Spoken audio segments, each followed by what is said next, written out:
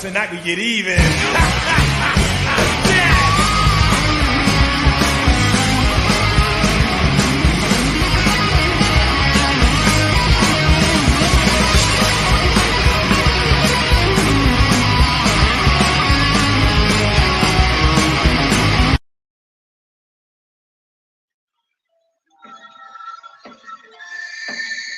Hey, what's up, man? Yo, what's up, man? Pretty good, man. What's up, everyone in the chat? Looks like we have 8 people here. Right on. Let's see who's all in here. But yeah, yeah, we're watching Maniac Cop from 1988 with Tom Yeah. Atkins and Bruce Campbell's in this Yeah. too. Yeah. Bruce Campbell. Yeah. It's definitely Which been a one's? little while since I've seen this. I think we might have did a watch party for this last year around St. Patrick's Day. Oh, really? Cool. So that was probably the last time I watched it. Was about probably a bit like yeah, like over a year ago. Right on. Yeah, it's been a couple of years for me. I watched the second one not too long ago, like recently. Hey, Texas. Yeah, I kind of prefer the second one a little bit more. You or Yeah, actually I do. yeah, It's like I mean, it's just so much more upbeat in the second one. It's a good blend of action and slasher too. It's probably like I mean, if you look at those two subgenres, how they connect in these movies, it's probably one of the best like action horror films. yeah. I think so too. Yeah, I agree with you. I mean, you could say what you want about the third one, but I I just haven't know from seen it. like the Blu-ray that was released from Blue Underground for like the third one. Get what the hell it's called. It's got some silent or the Badge of Silence, I think it is. Yeah. Maniac Cop 3, Badge of Silence, Queef of Silence. Maniac Cop 3, Queef of Silence. No. But yeah, like they that the filmmakers and shit, like William Lustig, like they explained how like they didn't even like end up finishing the movie. They were butting heads with people, and I mean you can see that the movie's got somewhat of a decent start to it with the third one, but it falls apart though. It just doesn't last. Oh, really? Yeah, I never Yeah, seen it, overall, to be it's. honest. I mean, when you look at this film as a trilogy, it's really about the first two. It's all about those two Okay, movies. good to know. Yeah. I mean, you know what though? Like, I feel like if you're a fan though of the other two, you have to see the third one. Okay, yeah. Yeah, I'll give You're it a like you're watch. gonna have to see it eventually, but just don't expect a whole lot from it. All right. Yeah, I'll keep that in mind. Hey, Juno. But I see we got Juno 2000 here. What's up, Juno? Chester's here. Rosalia, Zodiac Z, Texas is here. James Van The Dusen, what's up, usual suspects. Jimmy? Yeah, the usuals.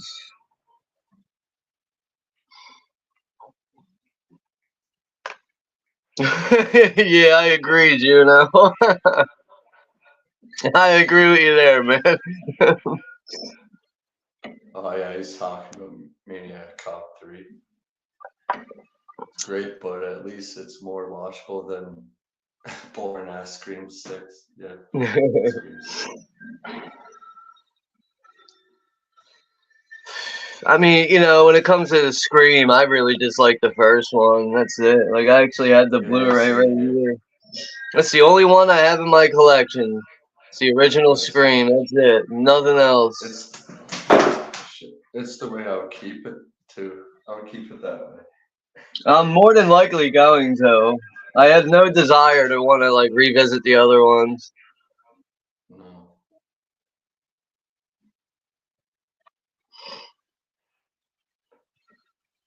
Yeah, sort of. Have you seen Late Night with the Devil yet? Yeah, I watched it on Look Movie a few nights ago. I actually watched your review of it today. Like, I didn't get to finish Oh, the okay. whole thing. I still have Yeah. to like finish some of that video, but like I was watching some of it today. But it's good to see you enjoyed it too. Like, I really wasn't expecting a whole lot going into it, and I just No, simply neither was enjoyed I. what it did. It felt fairly different. Like you could tell, it's just the whole, the movie itself takes place on a talk show. You know what I mean? And like having like the possession theme involved with something like that is just not something we get to see all the time. So I just enjoyed it Yeah. for what it was. I gave it a 7 out of 10. Yeah, I gave it like a 7.5 out of 10. I watched that Immaculate one too. Um, it's better Yeah, I than keep hearing about that. That Abigail, yeah, Abigail and Immaculate seem like those two, and even the Omen movie people keep talking about. yeah. I haven't seen that one yet. Immaculate, I guess supposedly is a lot like the Omen, like in some ways. Like, but Immaculate was like better than I thought it would be, but it's still not like overall like that great or anything. But it's decent for a horror film that we're getting like now.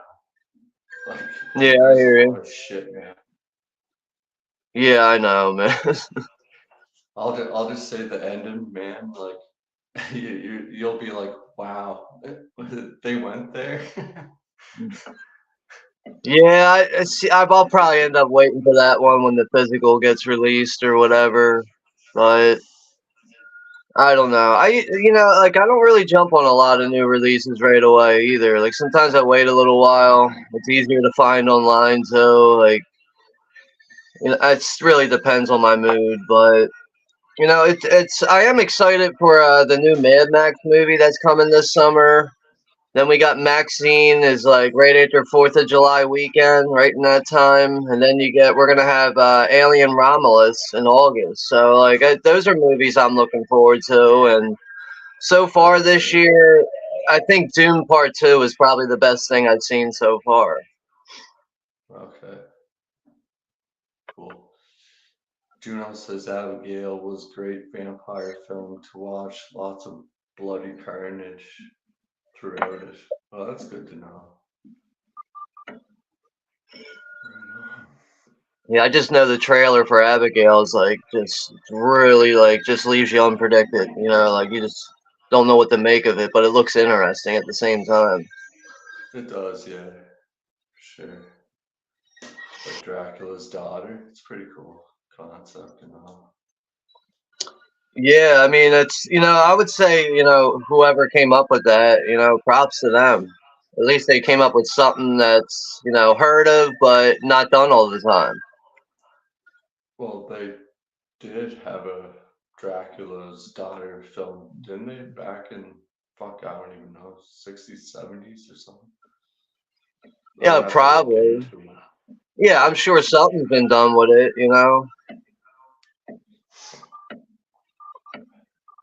I mean, So, shit, we got the Twilight movies. They did them. They must have done that, done some shit like that.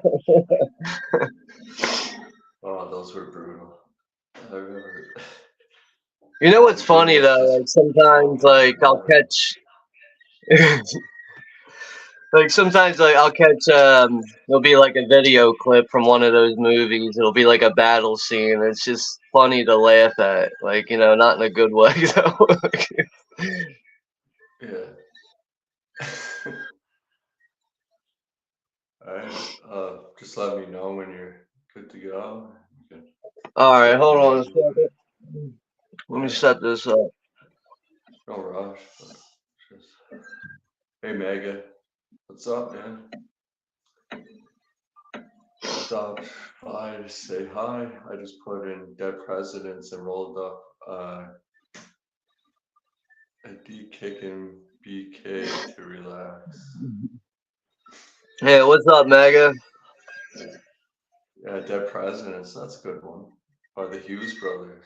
I haven't seen that in ages.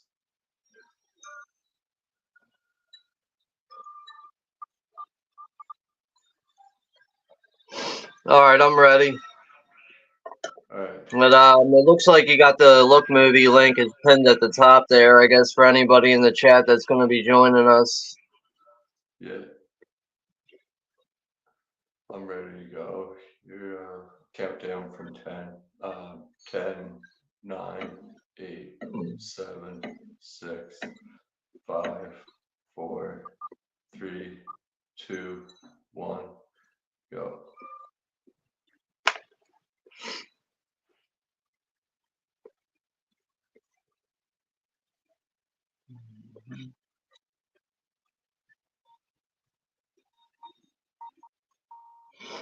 Yeah, Juno's saying his favorite movie of the year so far is Spaceman.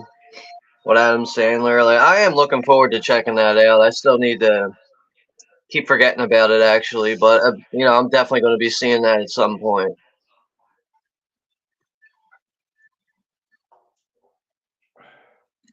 Spaceman. Is it like one of his more serious roles, or? Yeah, I think it is, man. From what I remember with the trailer, it seems like a pretty serious movie. I guess it is in some way some kind of sci-fi film. I want to look it up real quick. Chester says it's still not the same without a Halloween movie because of David Gordon Green ruined it. Yeah. Yeah, it's definitely a space adventure movie. Okay.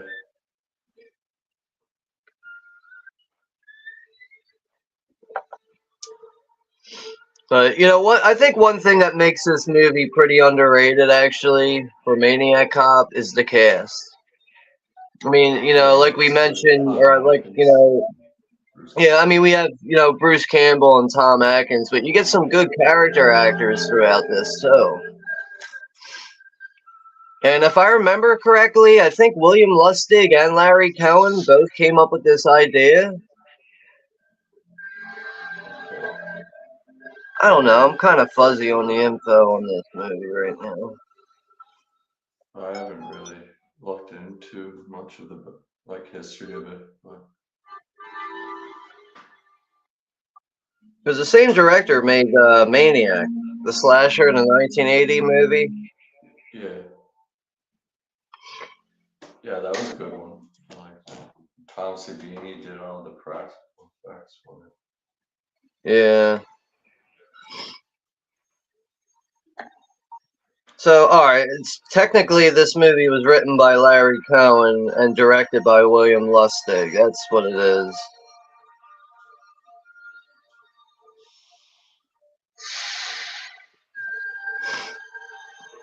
And yeah, it definitely has a pretty cool theme song throughout this with the whistle and everything over it.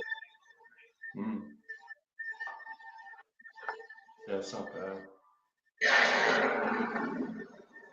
Have you ever seen a Striking Distance? Like it's with Bruce Willis. Yeah. Sarah Sarah, Jessica Parker. yeah, Is that her Sarah name? I Jessica think she's in Parker. it. That's a late 90s movie, I think. Early 90s, I do. Early 90s. Yeah, 93 maybe, something like that. You know what movie I really want to see again is Copland. Oh, that's a good one. With Sylvester Stallone, Yeah. Robert De Niro. Yeah, Yeah, I that's haven't a seen good. that in so That's a long. good Like, I really want to franchise. see that again. Yeah, it's good.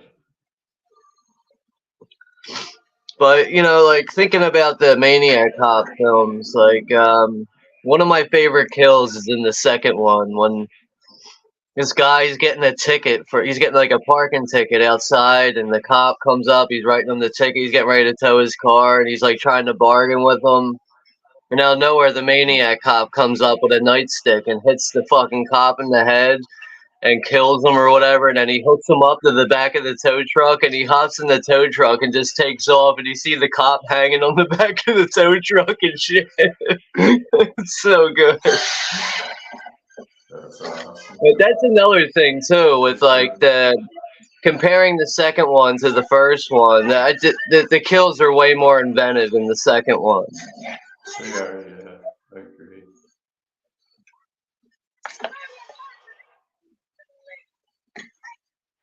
There's a lot of kills in these movies too. I think there's like Yeah, I mean, like another thing is in the second one, I remember there's like this car chase sequence where like there's like a stunt driver just hanging on the side of a door as his fucking car is going like well over 80 miles per hour.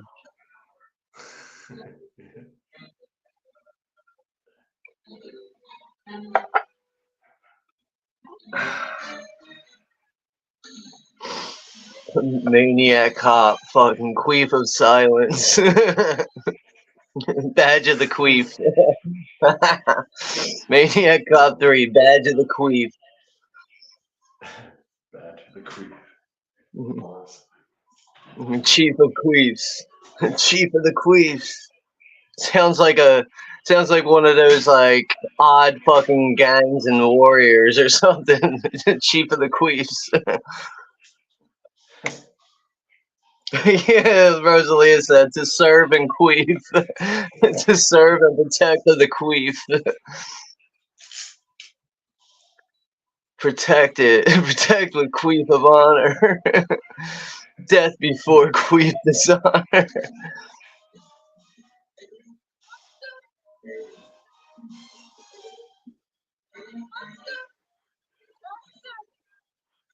Alright, this is when this lady's getting like chased by a couple of rapists or something. She's going to look for the closest cop. She runs into the maniac cop. She's like, these two Puerto Rican guys just tried to mug me. He just picks her up and starts choking the shit out of her. She thought she's like safe. Yeah, right. I mean, from far away, he looks fairly normal, but when you get really close to him, you know, he obviously looks like a dead, rotting piece of shit. You know, he actually does. I forgot now. In the second one, he does say his name because he doesn't really talk throughout the movies. You know, like I remember the one serial killer guy that he's like linked up with in the second one. He's like, "So what's your name?" And he's like, "Cordell." He can't like talk. My name's Cordell. His name's Matt Cordell.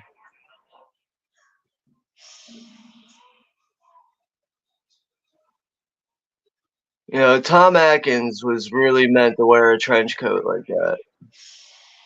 It's funny how it's like those rapists, they're like, oh, like what's this guy doing after they're trying to rape her? It's like, what?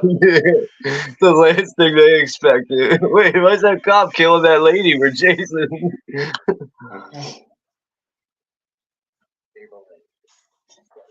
Chester says, did Tom Atkins still had a mustache when this one came out? Yeah.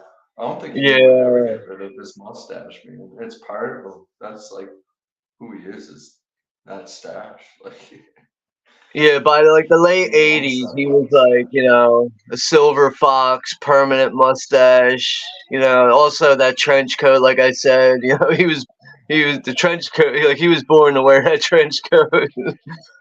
yeah. Creep Show. Creep Show. He didn't have a mustache, and I don't think. But Right. Yeah, that's '82. That's the early '80s. So yeah, let's say like by Halloween 3, I think is when he started always having those stash. Free mustache rides. Stash.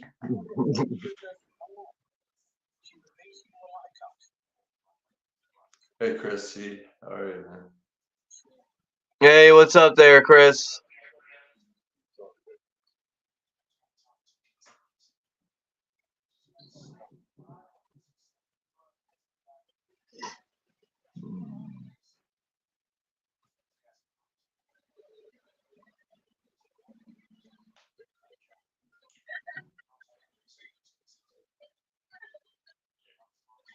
Yeah, he's definitely an actor that's like really really entertaining. Like you know what I mean in every role he plays in, like Tom Atkins. Yeah.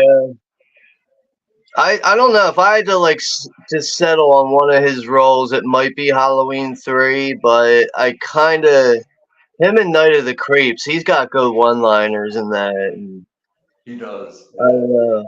Like apparently too, like that's Tom Atkins's like favorite movie experience while making a movie. Like he said, he had so much fun making Night of the Creeps too. So, but you know that's definitely a classic right there.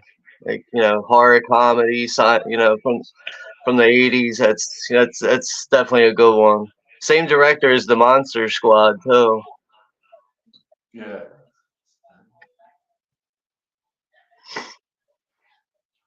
And Shane Black direct Monster Squad, or did he write it? No, that's Fred Decker. Shane Black. he wrote didn't he write Predator and Lethal Weapon, I think? Yeah. I don't know if he wrote the Monster Squad. I think that might have been Fred Decker on his own, actually. Okay. Maybe. I forget right now. Okay. I thought Shane Black was tied to it somehow. He might be. I just don't know. Like, I can find out really quick. He says directed it, maybe. Okay. Yeah, I know he's involved with it. I'm not like the biggest Monster Squad fan, to be honest. Liked it when I was young. That and the Willies. Yo, the Willies, dude. I swear to God, nobody ever remembers that one. It had Sean Ashton in it. It's like a horror anthology. Yeah. They're like campfire tales, kind of, but like that's another one that's kind of lost out there. I think it only ever got a VHS release. Oh, did it? But This seems pretty yeah, great. I don't even think it got a DVD release. Oh, wow. But if that ever gets a re-release, I'm buying that shit right away. I would like to see that again because I haven't seen that since I was like 10 years old. I think that movie. I remember you could like rent it Yeah. from your local video store. Mhm. But I'm looking at the back of the Monster Squad release I have. I don't see Shane Black's name at all in here. Okay. I thought he was. Yeah, this looks like strictly Fred Decker.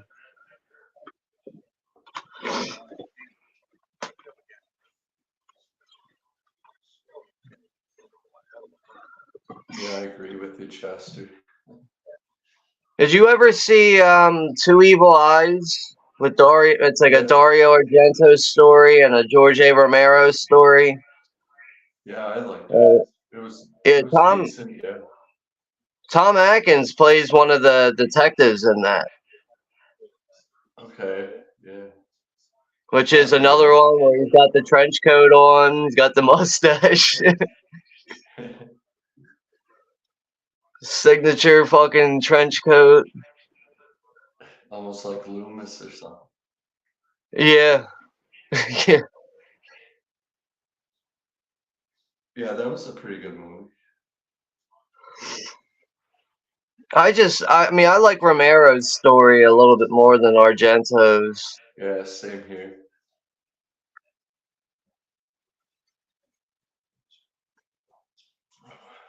Yeah, there was 3 stories in that one.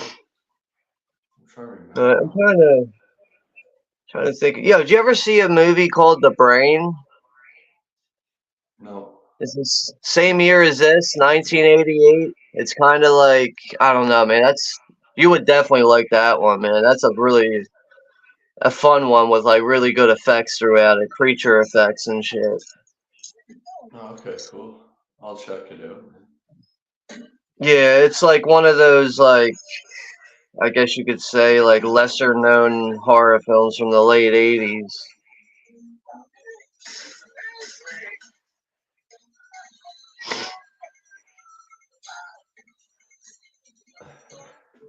Yeah, this guy's running. He's been cuffed by the Maniac cop and he's running from him now.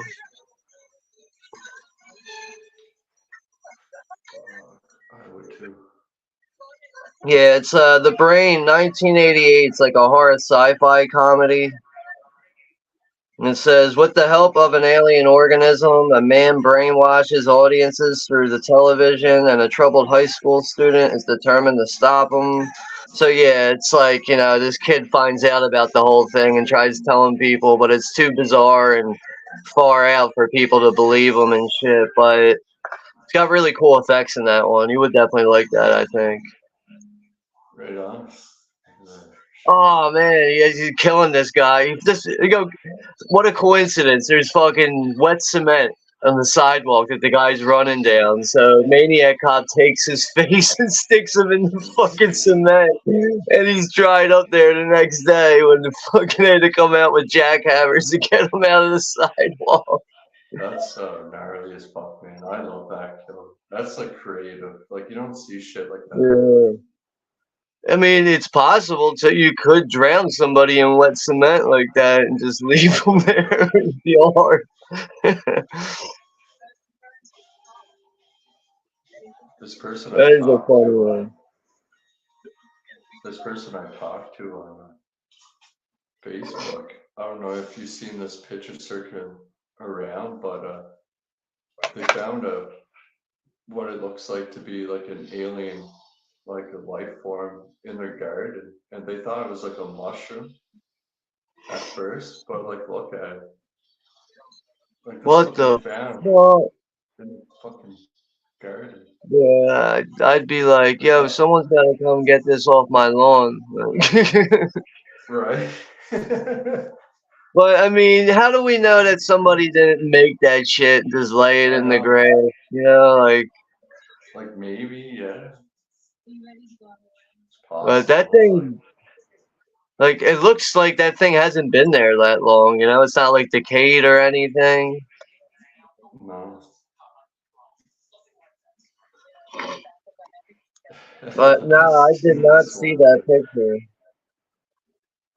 Look at this one. Buzz is getting a Woody and Woody's getting a Buzz.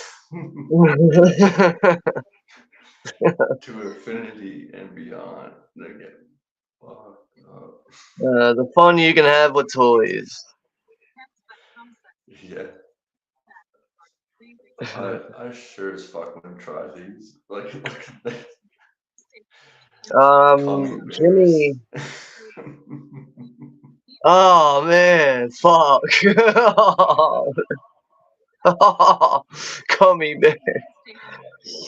But Jimmy needs a timestamp. My timestamp is currently 17 minutes and 25 seconds and going.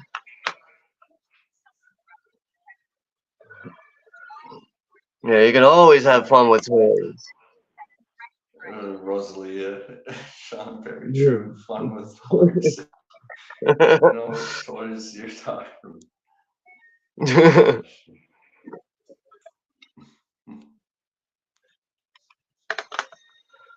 Alright, so now the reputation's going around of this maniac cop killing people in the neighborhood, and this lady just got pulled over by a cop, so now she thinks this is the maniac cop. It's just, she's starting to panic and shit right now. I feel like if this situation was real, like, I feel like this would end up happening. Like, a bystander would end up shooting a cop. That's what she does. She ends up shooting this cop like right in the face and kills him. It's not the maniac cop though. Well, you'd be all paranoid, especially if they come up to you like that. Yeah, I know, right? Seems like cops never know how to approach people. Some don't, no. They just, Some they are just. pretty aggressive. Wow. That's what I mean. They just like show up and immediately, like, they just completely take you over. Yeah.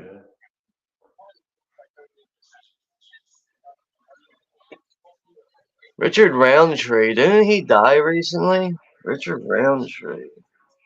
Not sure. I know he's in this. Yeah, a lot of cops like to abuse their authority, that's for sure. Like, power hungry. So Richard Roundtree. But Richard Roundtree died last year. Died last October.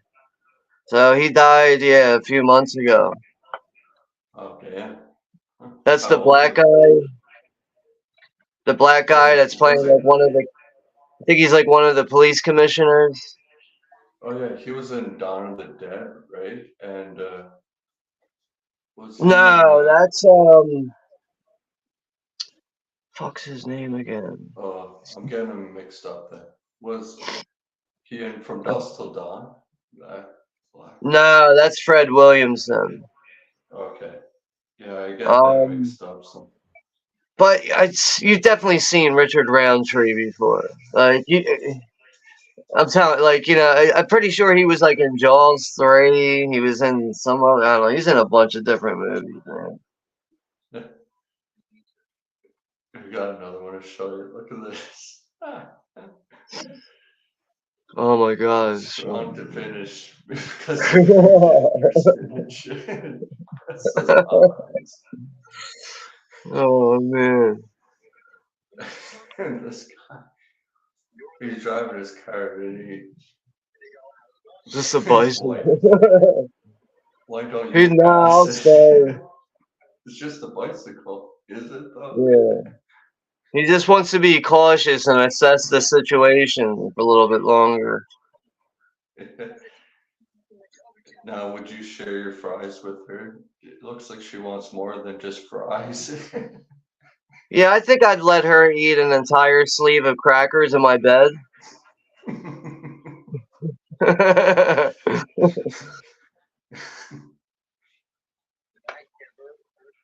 shit.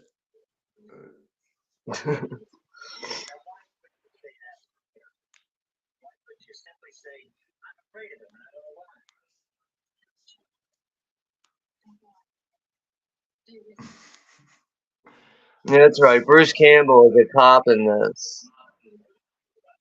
And You are? it's like, I know he has like this oh wait, never mind. I can't, for people that haven't seen it, I don't want to spoil it. Now I remember what's going on here. But yeah, it I'll turns probably out see that it. Bruce Campbell's like he's kind of a scummy dude in this movie. Yeah, a little. Look at this. Sent him a picture of my vagina, and he says he loves Arby's too. Oh God. Oh. Yeah, that's Low-key his name, Christmas. Texas. Gee, you were thinking about Ken Foree. That's the Dawn of the Dead guy, the Right. black guy. He passed away too, didn't he, recently? Nah, Ken Foree's still around. Oh, okay. Yeah, he's still All right, around. maybe. Yeah, maybe I got them two mixed up. Okay, yeah. I'm trying to think, like the latest like black actor that I think like everybody knew that died was probably Carl Weathers. Mm-hmm.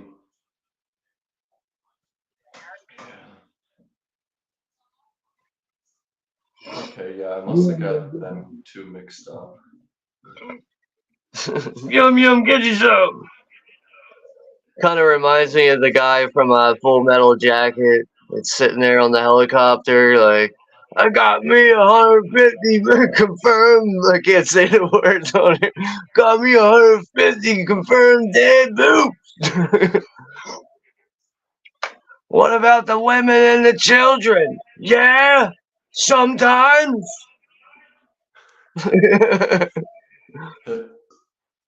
Chester says Richard Roundtree passed last October. Right, yeah. Yeah, it was about a little over like 6 months ago, I guess. Something like that, or under 6 months.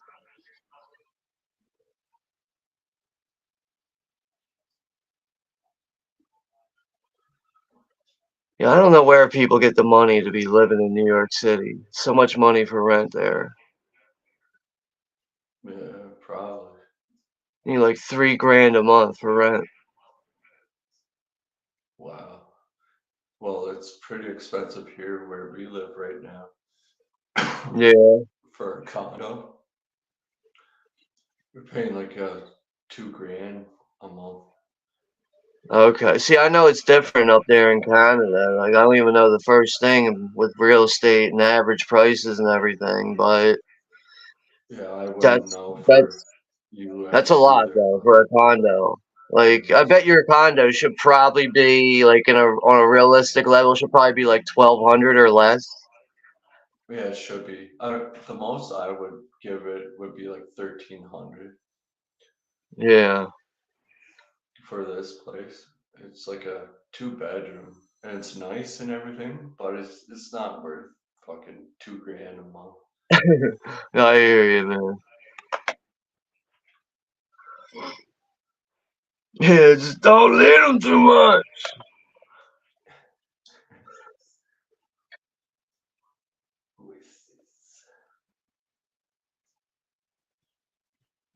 I would love to meet Bruce Campbell. Oh man, I got he just seems like he would be cool. I got this movie with Bruce Campbell in it that I've never seen before. I did a blind buy on it. I still haven't watched it. The movie's only like 70 minutes long. It's called Running Time. It came out in 1997. It's like this black and that's another thing. It's not in color. It's only in black and white. This movie, and it's like a crime story where, like, yeah, I think he's playing like a detective or something like that. But I don't know. It was cheap. It had Bruce Campbell in it, so I was like, I'll buy it. But I still need to sit down and watch it. That sounds good. I never heard of it. Definitely give It's it definitely one of those a movies watch. that like wasn't like it didn't get a theatrical release. It's very low budget. Like like I would say like Clerks low budget, like on that kind of level. Like when Clerks was made, that was made on like pennies and shit. Right? Yeah. Hey, Asylum. Asylum Beyond the Dead. Hey, you must be a new subscriber. Thanks for coming by Yeah, what's up tonight and there? joining us with the watch along. Yeah, what's up there, Asylum? Thanks for joining us. But yeah, our timestamp is currently we're coming up on 27 minutes. Did you see that Black Friday movie with Bruce Campbell? Black Friday. Oh no, I didn't see that. I've heard dreadful things about it and god awful things. That's probably why I haven't seen it. Yeah. I It took me mean, a second it's to not. remember what you were talking about. Yeah, it's funny, but it's definitely not like a movie I would ever like rewatch over again. Like, it's more like a one-time watch for me. Yeah, I But see what you it mean. does got its moments. It is kind of fun in some scenes. Right. But I guess as like a whole, like when you look at the entire movie, it's probably just not that memorable. No. It looks like Um, Bruce Campbell's wife just got murdered at the hotel she's staying at. They just well, found her with her throat fucking cut open. after she caught him in bed with that blonde girl. Yeah, right. So, like, that's why he was so distant with his wife. It turns out that he was cheating on his wife and having an affair with another woman. Yeah. But this is like this is what pulls him into the whole thing with the Maniac cop. Once he finds out that his wife's been killed. He's like, wait a minute, it just slipped and I fell and I slipped and went in.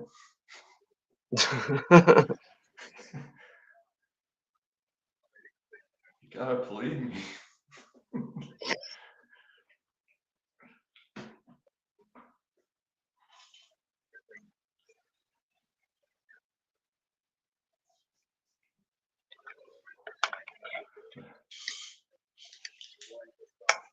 What's the next watch along you're doing after that? Fuck, I would have to look. Yeah, I'm gonna look real quick. uh, Babysitter. yeah, I see July it here. I've 26th. never seen that before. From 2017, No. I've never seen that. Oh man, it's pretty decent.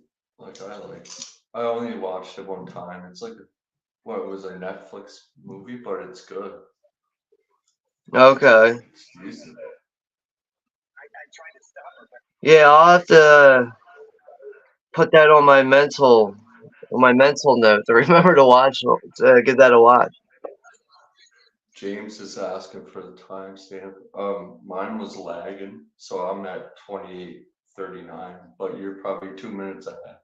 I think. You're at 2039. No, 28:39. Ah, okay. I'm gonna go back a little bit because I'm a little ahead of you. I just at the scene where the maid found his wife dead. Yeah, mine was lagging a little bit. Really enjoyed this movie, but Only thing I hate about the first film is when they kill off Tom Atkins halfway in the film and wish he got more scenes. In this one, is that what he's talking about? Yeah, Yeah, I yeah. know. Like, I don't think he does make it all the way through this one. Like, I think he is in the movie for like a decent amount of it, but yeah. And like he doesn't really get like an epic death either, and he's like one of the main characters in this. So yeah, I could Hmm. see, Juno having some kind of issue with that. I feel like I might have talked to you about that before, actually, Juno. Zodiac says the baby queefer. Hey Joseph. Yeah, what's up How there, are you Joseph? doing, Joseph? Your name's back to Joseph again, man. Oh shit. You should just leave your name at one name. It's like different Yeah. all the time. You just wanted to stop by and say hi. Hey, hope you're doing all right. Yeah, thanks for stopping by, Joseph.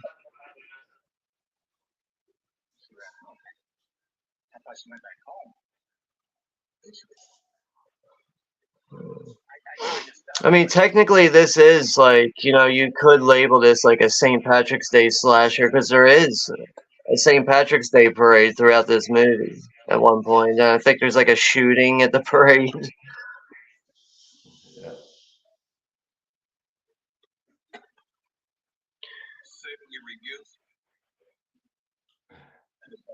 So now, yeah, it looks like Bruce Campbell's character, I forget his damn name, he's the one being framed for these murders, which is, there's 4 people dead now. Right. He's on a killing spree. Hey Rich, did you see the second trailer for Deadpool 3? I did, yeah. I'm not like the well, I do like Deadpool movies and Wolverine I do like, but I'm not like the biggest superhero fan. But yeah, I might watch it. I'm not like Yeah. shit my pants over it like a lot of other people are, but yeah, it's cool. It'll be cool to see, I guess. If they do it right, if Disney doesn't fuck it up. Yeah, what else is new? But I'm also not really like a huge superhero person. Like, I like some of it, but I just don't get into all of it. No, I don't either. Is this set in New York? I didn't hear if it was. Yes, it is, Rosalia. Like, for like comic book stuff, I like Batman, I like the Punisher, I guess you could say Swamp Thing, like, but there's just not too many comic related franchises that I really like. For me, I always like Blade. That was cool. The Yeah. Punisher, Spawn, like that was cool. Yeah, dude, they Spawn really need to make a Spawn new shit. Spawn movie. Like at this point, with That's the what way they they're should. making other things, like I really think they should make a new Spawn movie. Yeah, fuck yeah. Zodiac says the Crow. Yeah, that's another great one. I mean, didn't like Twisted Metal get like a series on somewhere or something related to Twisted Metal? I'm not Wasn't there sure. something like I that? know they made Like a movie. maybe on Hulu, but I mean, if they're doing that, why not Spawn? I know, right?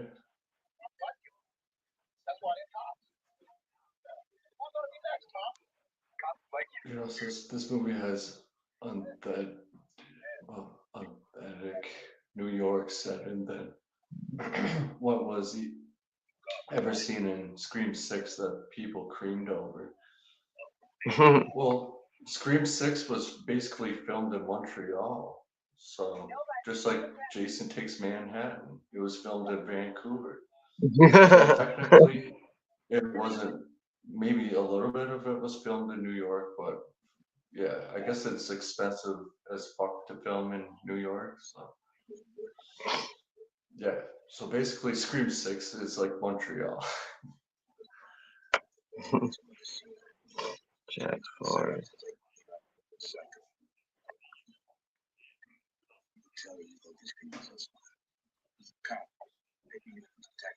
So now, like, they're on to the fact that the real killer is actually a cop. Like, Atkins, he's doing what he does best in these movies. He figures out who the killer is and where he's at.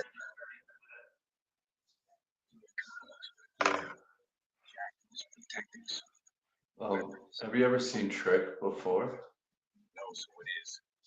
Seen what? Trick. Trick? Oh yeah, I did see that. I didn't really care for it that much. The slasher one with the pumpkin mask. Yeah.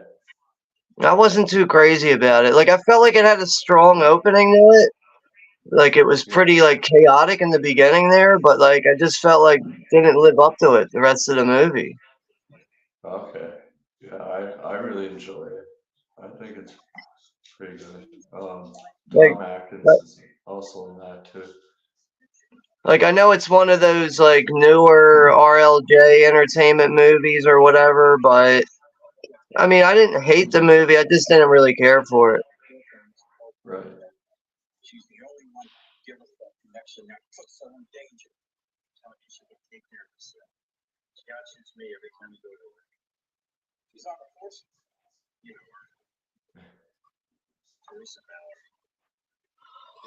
That's his name. His name's Jack Forrest in this. Bruce Campbell. Timestamp is currently 34 minutes and 45 seconds.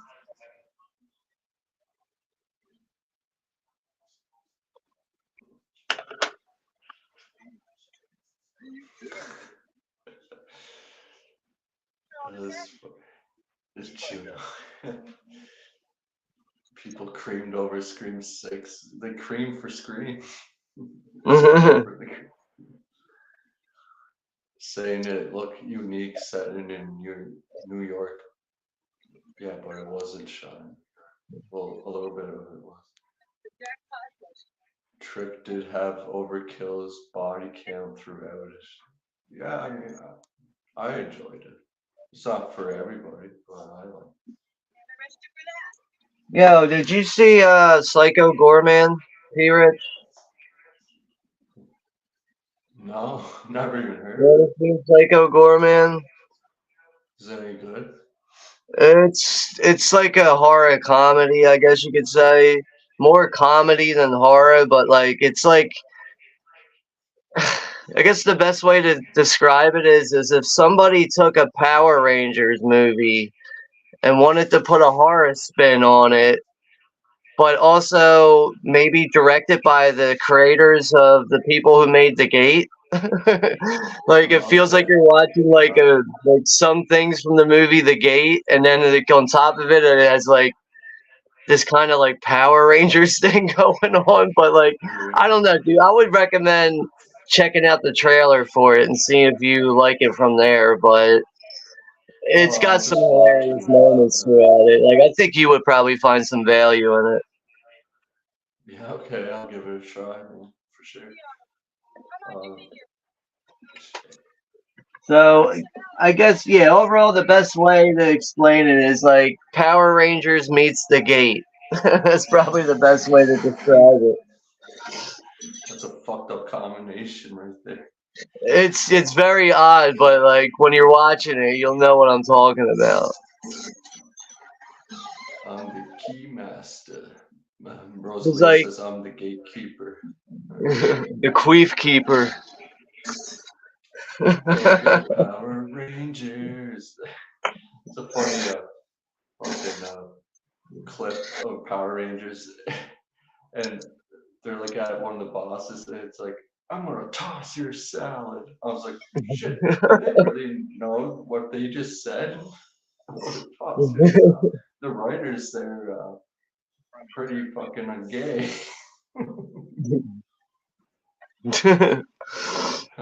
I'm gonna toss your salad.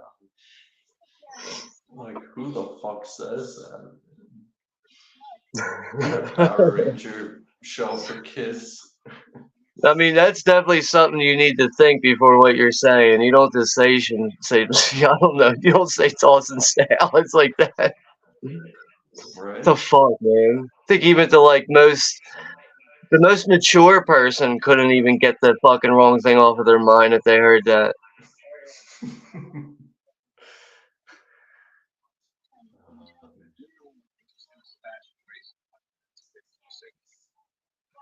His hands, they were so big, they're humongous. The way she like rock delivered that line, it was funny. Hey, what's up, Gory Tiger? Hey Gory, let's power queefers. Power Queever. Mighty Morphin Power Queefers. Yeah, I'll definitely give that a go. Fuck. There was one I happened to come across, and it was like around Easter time. I was like, you know what? Fuck it, why not? And it was like Bloody Easter or something like that. It was like Easter, Bloody Easter. Fuck, what was it? Blood Easter, Bloody Easter. I don't know, something dumb like that. There was Christmas Bloody Christmas. I remember that came out. That was like late. But then but someone made like a Easter Bloody Easter movie. It's fucking ridiculous. Yeah. Yeah. Easter is a tough holiday for the horror genre. It's hard to make sense of that one. Like even though you can like the Easter Bunny, there's a lot of pictures that look creepy as fuck with kids and stuff. But like to make a slasher out of it, I don't think works. I would honestly make like a creature feature from it. If you were going to do something like that, I think it's kind of dumb. Yeah. With that angle, but I mean, you could make like a good creature feature with this fucking bunny that's like eats people and shit. But for like a slasher, you're basically just doing like Winnie the Pooh and that dumb shit. Yeah, or someone dressing up in a mascot outfit or something. You're coming up with a whole Piglet movie now. They're doing a whole like multiverse of fucking all these Disney characters. Like it's so fucking ridiculous, I think.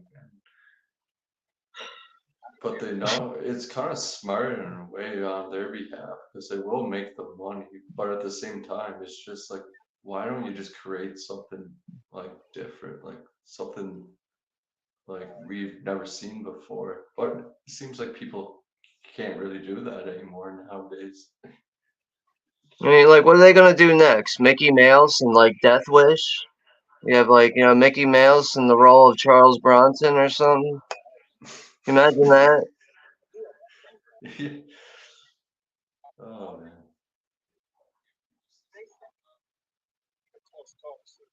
Or I Spit on Your Grave with Alice in Wonderland. That'd be kind of cool. If you make like an anime feature of it, would work probably. God, her getting raped multiple times throughout the movie. And then the very end when she's killing those guys in the lake with the motorboat and the axe. Yeah. And then the bathtub scene was always like, eesh. Oh man, fuck it. It hurts just thinking about it. Oh. Yeah, I know. Kind of glad they don't show it beyond that in that movie. That's like that is a rough scene. Well, you can picture it in your head. Yeah, you just feel it immediately. In the remake, it goes that extra fucking mile. They take it to the extreme that remake to it. Like, man, the kills in that are pretty brutal. Like, I really I remember when that first came out. That was when I saw it. I haven't seen it since then, so like I really do want to see it again because like I remember kind of liking the movie but not really caring for it either. So like that's another reason why I want to see it to have a better opinion of it. yeah, I mean, there's some differences to it which I like, but overall, like They should have just left it alone, but the kills are like way more like extreme for sure. Like, how the fuck are you making a Peter Pan horror movie? Like, there's I know. how do you make So Peter dumb. Pan scary? Like, what the fuck? No, it's not, man. It's fucking stupid. Yeah. Like, I don't know, man.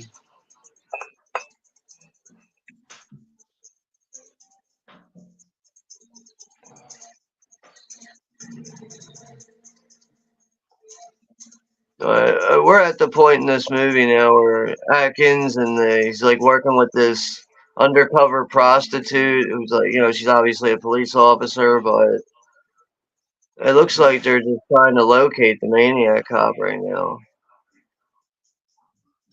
Mm-hmm. Oh no, I know now. He's like linking up with this lady to get some information on like other cops that used to work at the precinct and everything. And so yeah, he's trying to get the identity of Maniac Cop right now. And it turns out this lady like knows who he is. But all she is like, I don't know, she's like a receptionist or something. She's got like a limp. She can't walk for some reason. They had to give her a limp. I don't know what was really significant to that role. Her having a limp Yeah. doesn't Yeah. just Actually, doesn't really. do nothing for the character.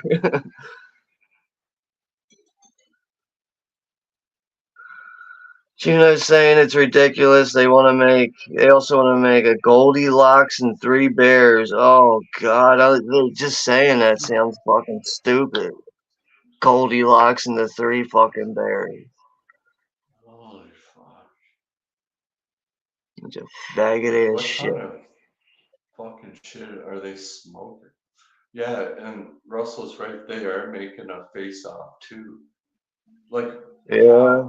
how how are you gonna make a fucking I no I like Face Off is like one of my favorite like action films of all time. Like leave it alone, man. Like why do you gotta like make a new? Yeah, I don't know what they're attempting. I don't know, man. Everything's gonna get remade eventually. Because I guess they that's what's probably, fucking I drawing really me. think they base it on like obviously the original film. They look at the box office numbers. Oh, it did really good. People love this movie. Let's bring it back and fuck it up and piss people off. It's But just I a mean, cash grab, really. At the end of yeah, the day. with the way things are going now, like I don't know, man. I can't remember the last modern remake that was really worth talking about right now.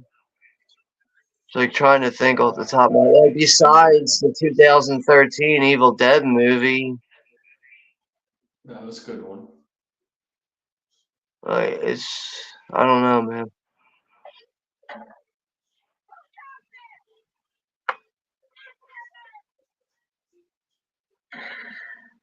Her and the Maniac Cop are shooting people and shit like this. They're in this junkyard. Mm. It's really odd what they do with this character that's like linked up with the Maniac Cop. You must like have a thing for her or something. I Maybe forget what it like is. like a she's like probably like a mother figure. Something like that. Who knows?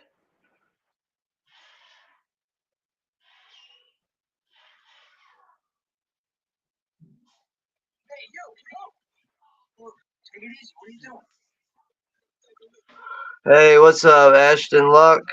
Ashton's here. And yeah, Yeah, Russell's here too. Chester said, what do y'all think about Atkins' performance in this? I think it's good. Like Yeah, it's I not think his he does his best part. performance, but it's good. Yeah, I think he does his part fairly well in this. Yeah, I agree.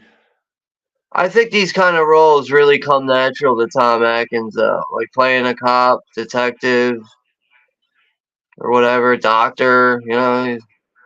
Those type of roles is, especially like late '80s like this too. They really just come natural to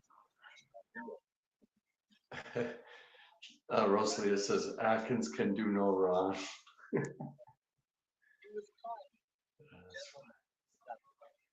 Pretty much, man. And Jack Brooke is has here. Beanstalk horror where the giant kills everyone that Jack fights him.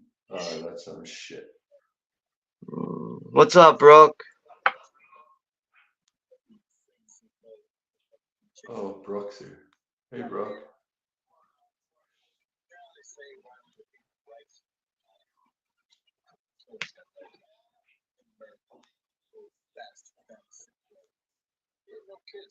So now it looks like they figured out who the Maniac cop is, who is Matt Cordell. Like I forget what happened. Like something happened where he was like wrongfully convicted of something and killed in jail, but then comes back somehow. Back from the dead.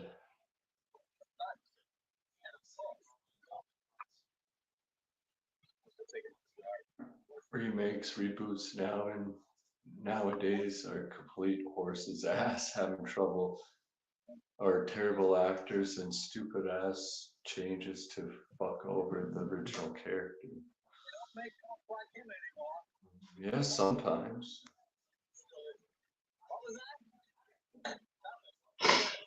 So what happened was with the Maniac cop. Yeah, he was wrongfully convicted, and he was like in prison, was taking a shower and stabbed in the showers. But later on, the doctors discovered that he was still alive and revived after a near death experience, it says. Despite being stabbed multiple times, he was technically brain dead, yet he continued to live. Right. And that's why he's It's the coming worst back time. now. Like, that's his whole motive in the movie is to get revenge on the people that wronged him. Basically, the people that he worked with as a cop. I would too. Oh, yeah.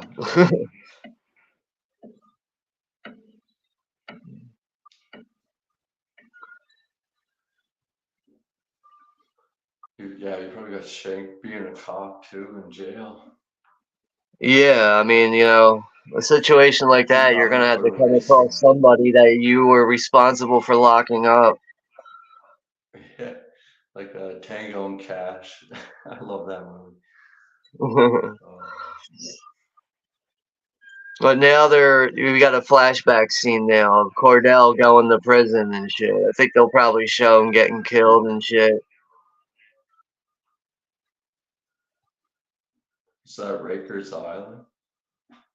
Probably is.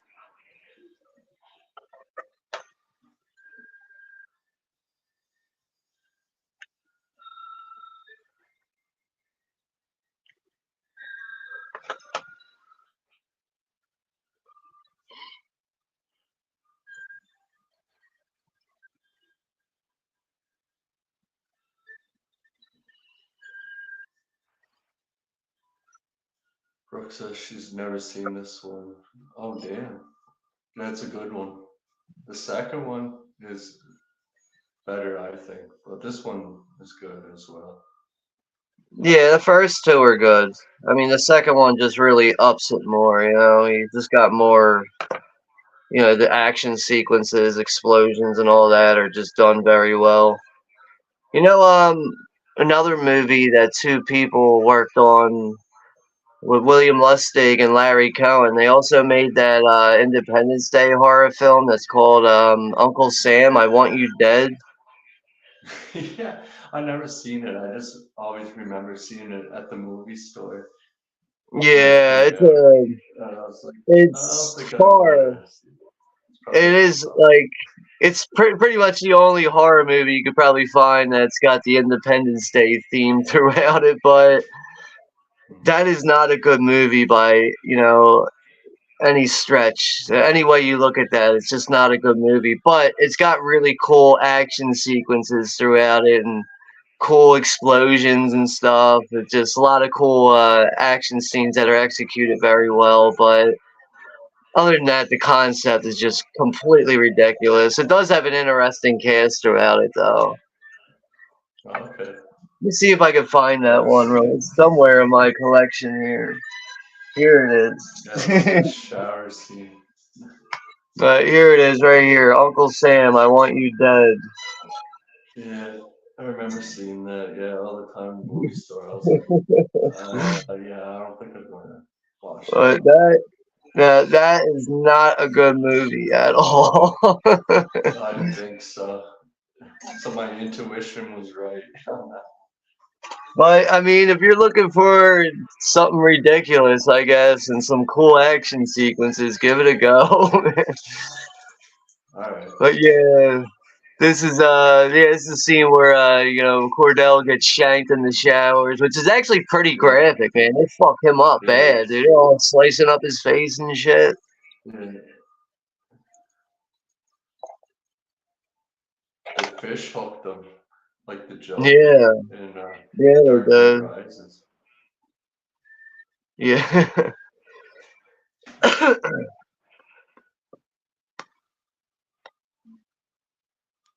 Z says, if The Running Man was remade today, it would be The Walking Lady.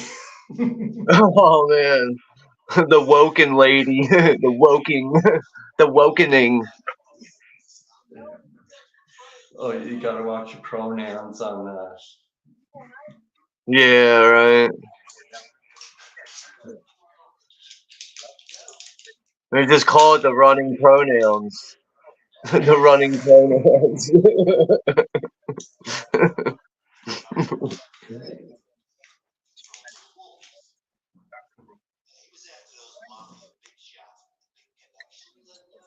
It's fucked up. They still can't get Jack out of jail. Bruce Campbell. They can't get him out of fucking jail, but they know the truth.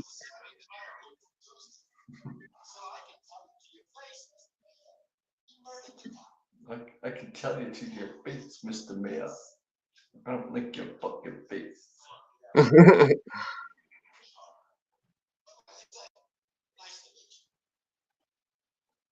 Yeah, he's definitely from New York. You can tell. He's from Yonkers. From Yonkers. Is he from the Bronx? The running Charles. Rosalia said the running Charles. Oh yeah, that Charles guy.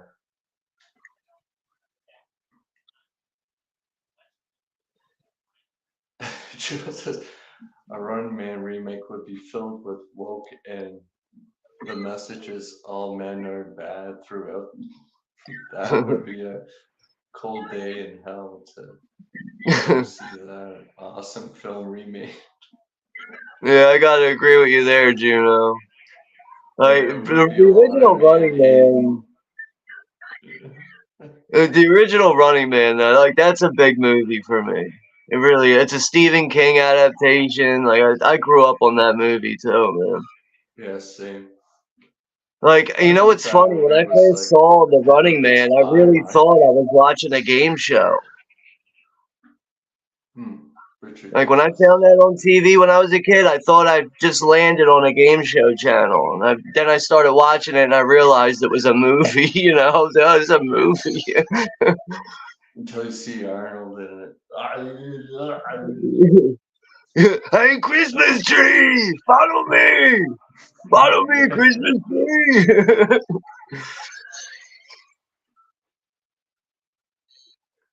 Jesse Ventura. But yeah, Arnold screaming about a Christmas tree in The Running Man, that never gets old. Christmas tree! Chris. Yeah, Chris, you're asking me about Black Sabbath. If you watch my latest video, it's in my collection update video. I just kind of gave my thoughts on it in like 1 minute. But yeah, I like the movie. I gave it a 7 out of 10. But I would say the vampire story was probably the best one. I just didn't care for the phone call story that much.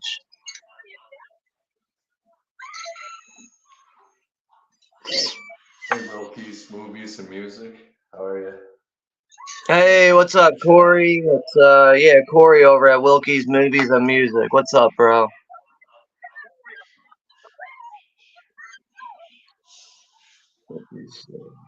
Yeah, I forgot this movie's only an hour and 25 minutes, so this isn't a long one. No. But now that they broke out Jack Forrest, they broke out Bruce Campbell's character. They broke him out of jail now.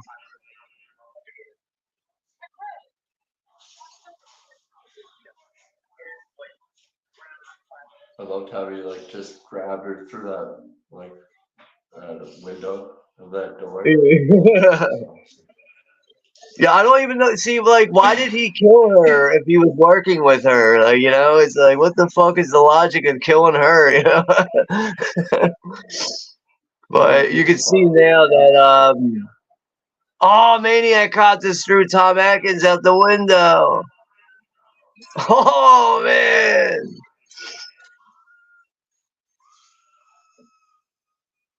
Damn, yo, Atkins just got thrown out the window. Rest in peace. All right. Rest in peace, Tom. His body's just hanging everywhere. I love it.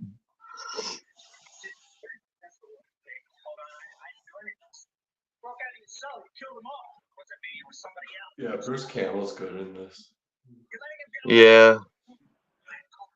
Do you ever see him in a movie called Mind Warp? What is it? Called Mind Warp? No, that's another one I haven't heard of. I think it's like 89. It might be around this time period. Mind Warp. Oh, wait, 1992 that came out. But yeah, Bruce Campbell's in that. It's like an apocalyptic movie.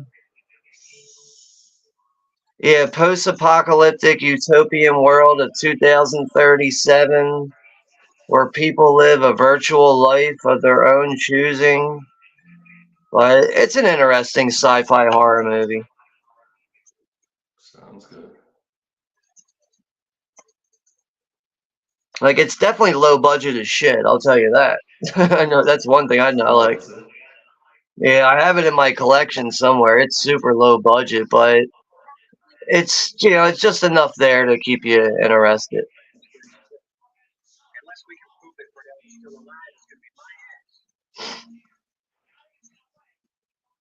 So Didn't now they it's just get away? Jack. They never It's like just, and now it's just Jack and that other girl, the undercover cop that's working with him, which I guess is his. You know, that's funny. Like his wife gets killed in this, and out of nowhere, it's like, you know, the lady cop that he's working with. It's just like out of nowhere, like, well, my wife's dead now. You want to take her place? It's like a constantly the vibe I get from watching this. Hey, my wife is like conveniently dead. You want to like get, you know, get in the car with me and have sex or what?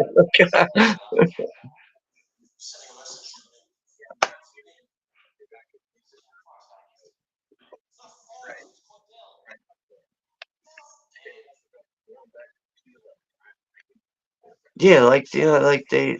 I get the vibe that these two are dating now. Like, you know, your wife just died. Screw her, I guess. You know, I got this hot blonde lady now. He's like, that was my plan the whole time. Oh, it worked out just the way I wanted to. Got rid of the wife, and I landed the hot chick. I gotta congratulate this fucking maniac cop guy. Yeah, Maniac cop, you rule, man. Changed my life forever, bro. He did it for me. I don't know why I'm making him sound like a California surfer, but I am. The search for more rat burgers. Uh,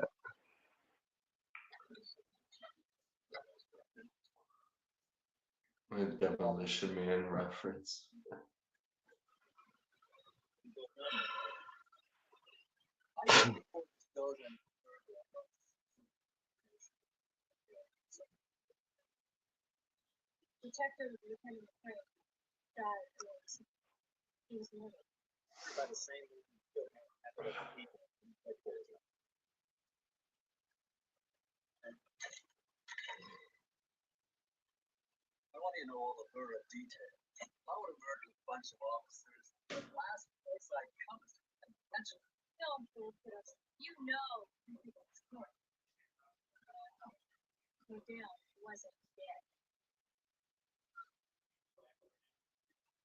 Oh, that's who they're talking to right now. They're talking to the cop that did the autopsy on Matt Cordell, the Maniac cop. They're trying to figure out why he labeled him dead when he really wasn't.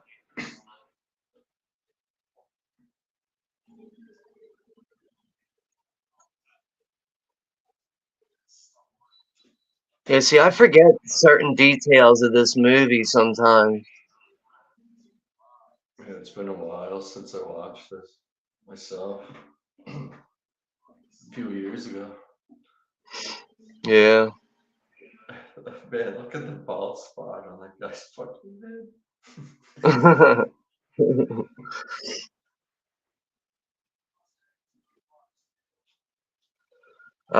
Nah, Chester, I was too young for that. Like, I was only like 6 years old when this was in theaters, I think, but Yeah, I've never same seen here. this one on the big screen.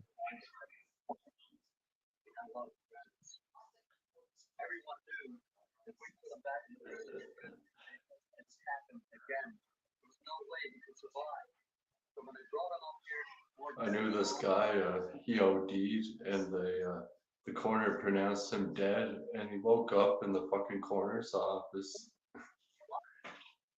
He didn't Wow. die, like, he came back to life.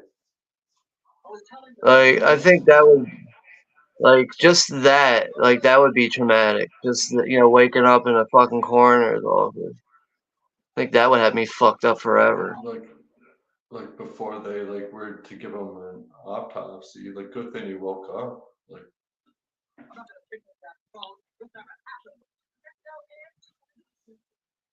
I guess they're kind of showing what happens here now.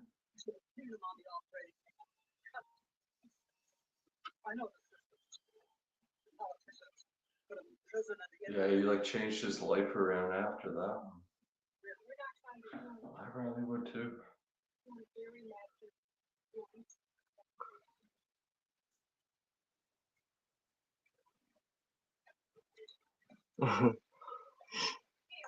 Now the doctor told them, like, what's going on. Maniac Cop knows about this. You told them the truth, I'm gonna kill you.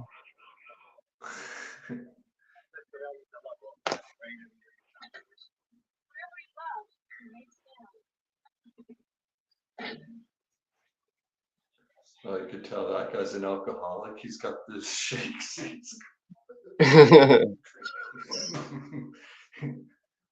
Yeah, they're prepping now for the St. Patrick's Day parade. They're getting ready for it.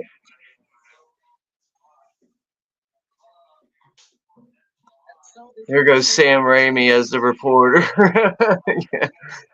I forgot he's a cameo in this. I like how they just throw him in movies sometimes. You'll just see him like pop up.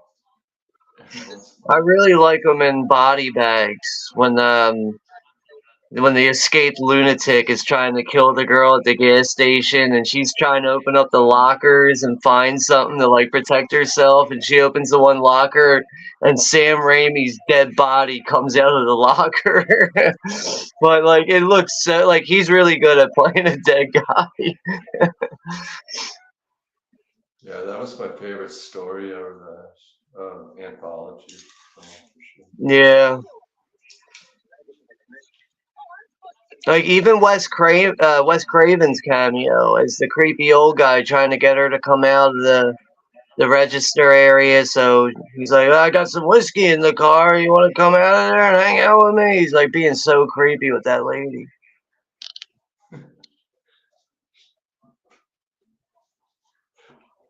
Like Trick was a fun one. Yeah, it was. I liked it.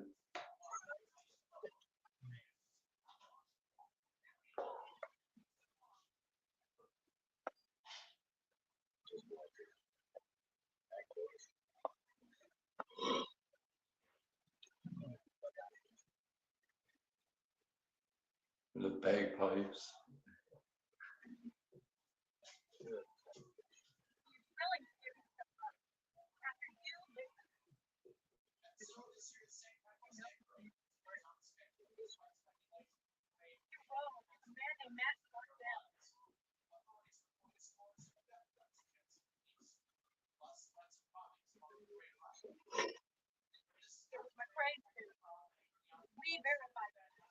Yeah, of They have course, parades. like all the leaders like know all like the cops, like all the higher ups. They all know the story on Matt Cordell. All the cops are like drinking. Yeah, which is why like Do they? nobody is willing to believe Jack about the story. Right. Do they have parades in every state or just certain states? Like I would imagine every state St. probably has Patrick. a St. Patrick's Day parade or something. I know we have one here in Philadelphia every year. Yeah. Yeah.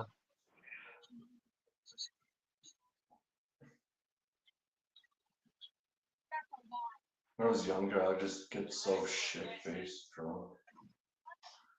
I remember one year we had a Mardi Gras that really went bad. It like turned into rioting and all this shit, and like we didn't have Mardi Gras for like a couple years after that. And, like they only started just doing that again like a few years ago, but I think that was like 2008 when we had a really bad one. Like I think a couple people got killed and shit. Like it was really bad. Oh shit. You know, it's like you're supposed to be having a good day, like a good time on that day, and just like the whole day like was going fine until the sun went down. It's like after that, like people turn into savages. All drunk off the whiskey and whatnot. Yeah, like people were breaking into people's houses, like apartments, cars. People were robbing people, beating people. The fuck, I don't even know what causes all that shit. I just remember that shit was in the papers, and we didn't have it the following year, and then it was like a trend. We just didn't have Mardi Gras here anymore. That's understandable. Acting like savages. Oh yeah, that's right. Matt Cordell's he's in the police office now, and he's stabbing people. He doesn't have the gun now. He's stabbing people now.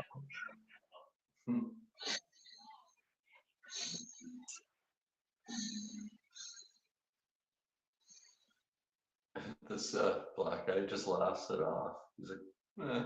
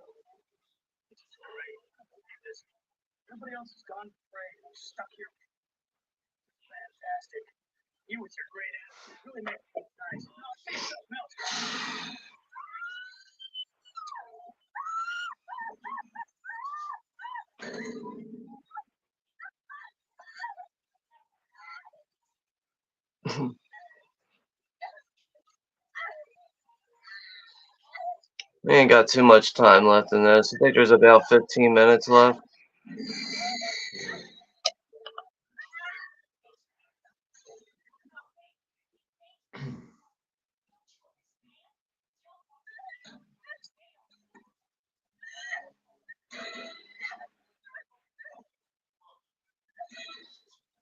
That fucker.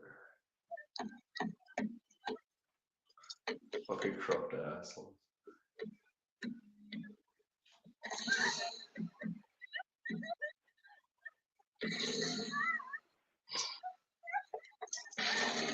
Damn, he's just powering through that door.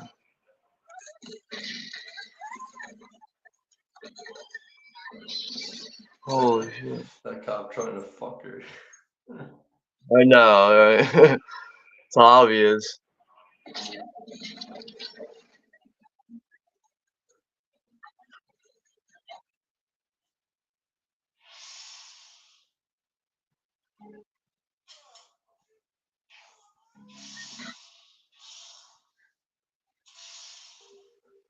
Like how he's just stabbing. Not a fucking thing you can do about it. Yeah, I think he just stabs the cop and not her. He stabs the cop and he just disappears. Like, all right, like your intended victim is right there. Like, why did you leave her there? He wants to make it fun, like a chase or Yeah, I'll get you later. something. Yeah. I'm gonna make you drag that dead cop around because you're cuffed to him.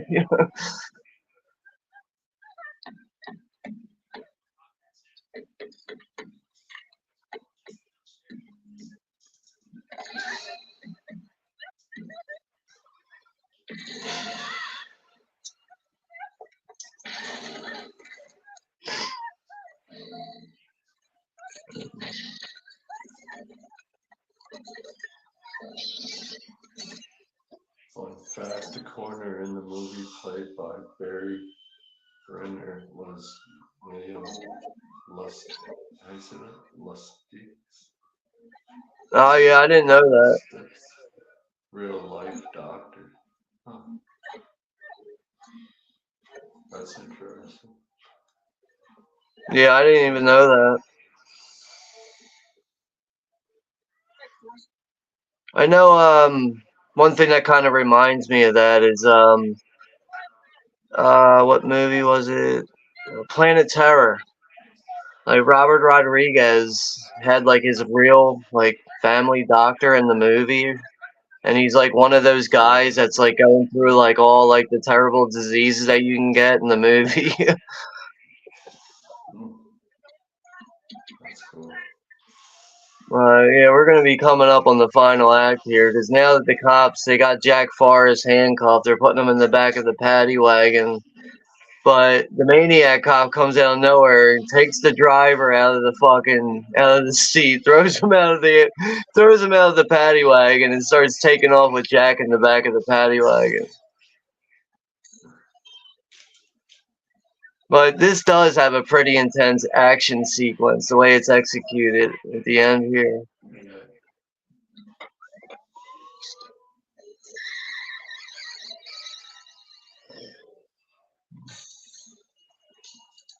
Yeah, can you imagine that though? I Spit on Your Grave with Alice in Wonderland. That'd be funny. Coming from Disney.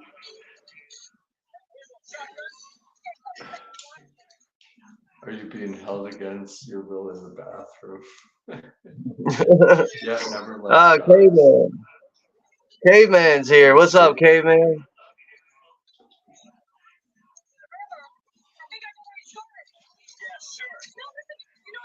I'm only fed once a day here.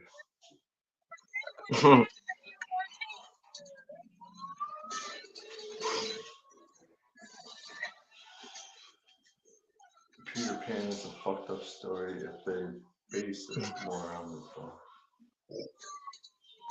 Yeah.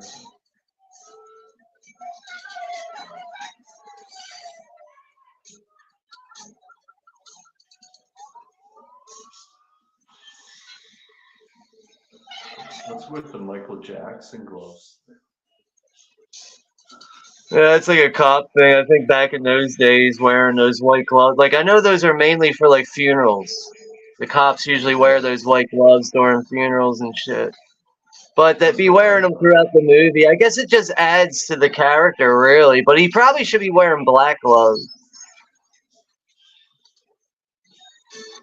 That'd be funny though if he did have like the glitter glove and everything. Yeah.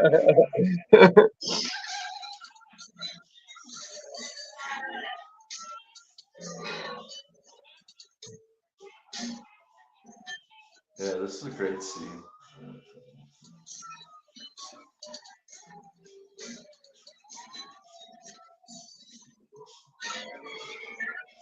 The old 80s music playing. Yeah. Yeah, the intense epic action music. Oh, you're taking off, Juno?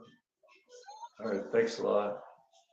Have a good Alright, night. take care, Juno. I'll talk to you on Friday for Aliens. I'll send you the link. But have a good night.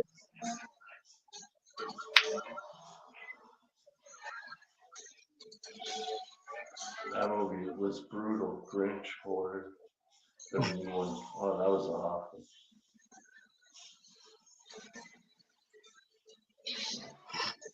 It was like stock footage throughout like the whole film. It was shit. Miss Caveman. Hey, how are you? Yeah, hello, Miss K, man.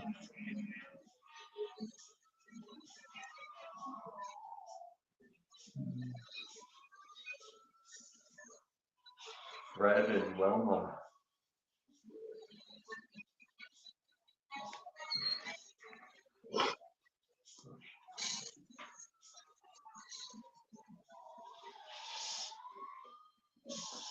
You got much going on tonight? Like the rest of your night? Who, me? Yeah. Nah, nothing else really for the rest of the night. But, I mean, the rest of this week, nothing really. We're just going to be doing a watch party for James Cameron's Aliens on Friday for Alien Day. But, other than that, nothing else really going on. Yeah, all that movie.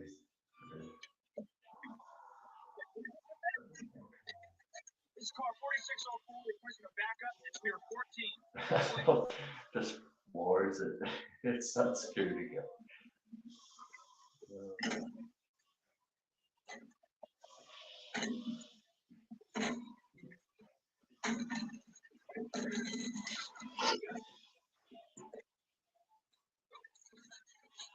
If you're up to it, we can watch the second one too if you want. What, Maniac Cop? Yeah, unless you gotta go.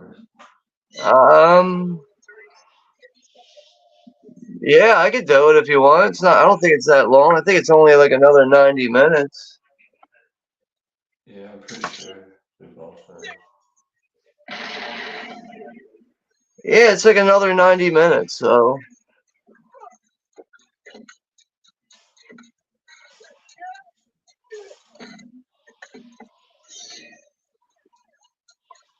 I mean, this is like the first time you really get to see a good look at his face. Yeah. Daylight.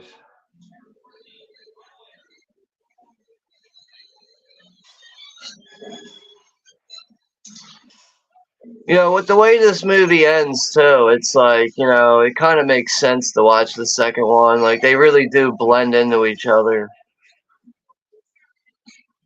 Mm-hmm.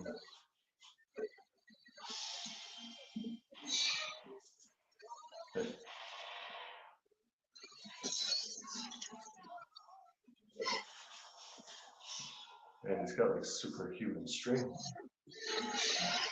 But yeah, Chester, Alien is 45 years old this year. But I mean, I guess it don't matter what day you celebrate it. But I just know that the official date is like May 25th. I think it is. It'll be 45 years old.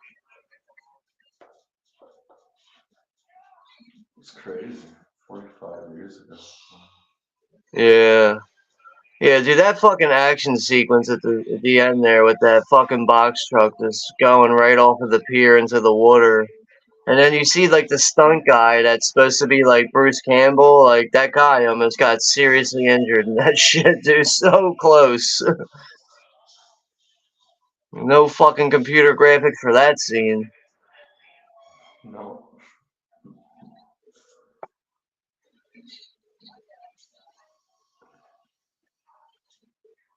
That was the way it was done. So of course when they pull the truck out of the water from the pier, Maniac Cop's not in there, you know. He's gone.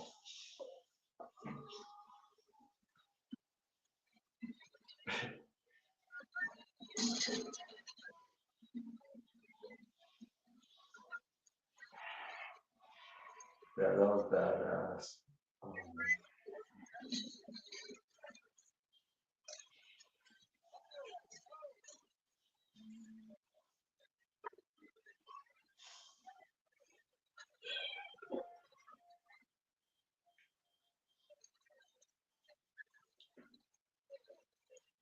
Later, Z.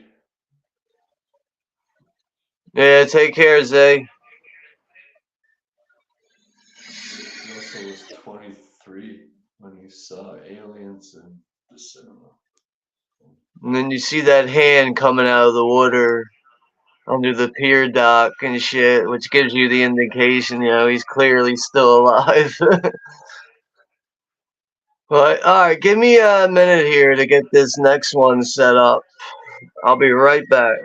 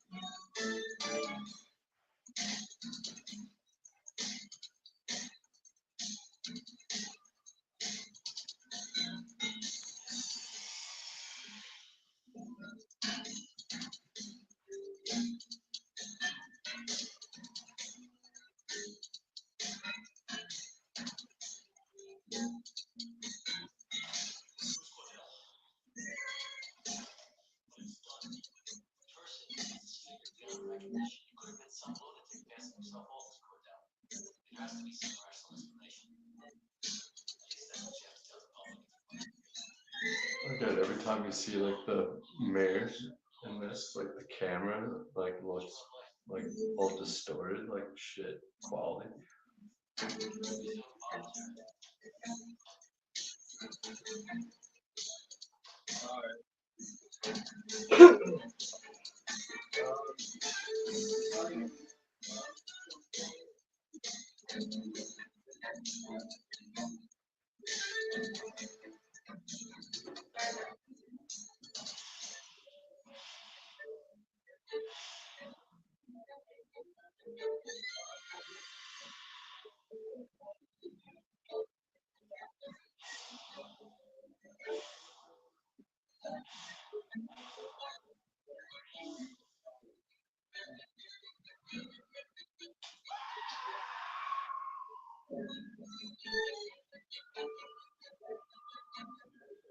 Yeah, that's a good movie. Damn. Better than I remember.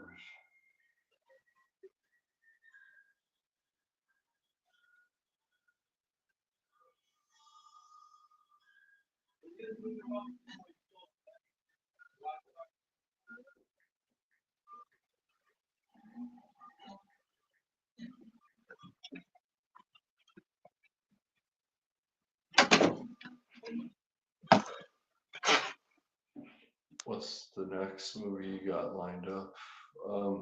The Babysitter on the 26th.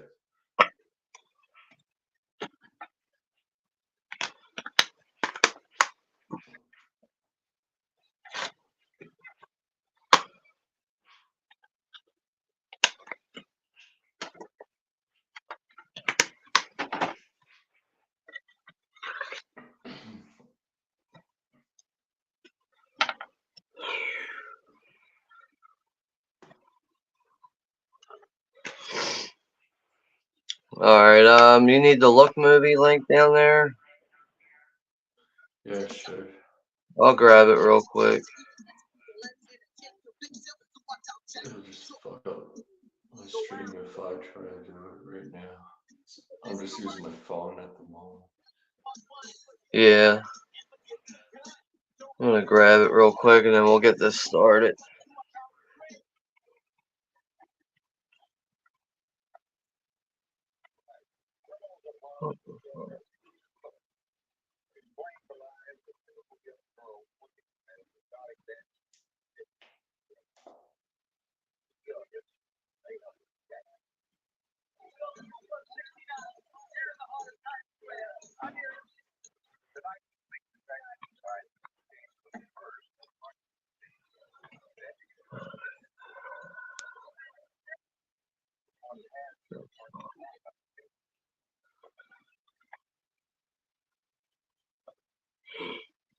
Alright, here's the Look movie link. Yeah, Maniac Cop 2, 1990. Should be there.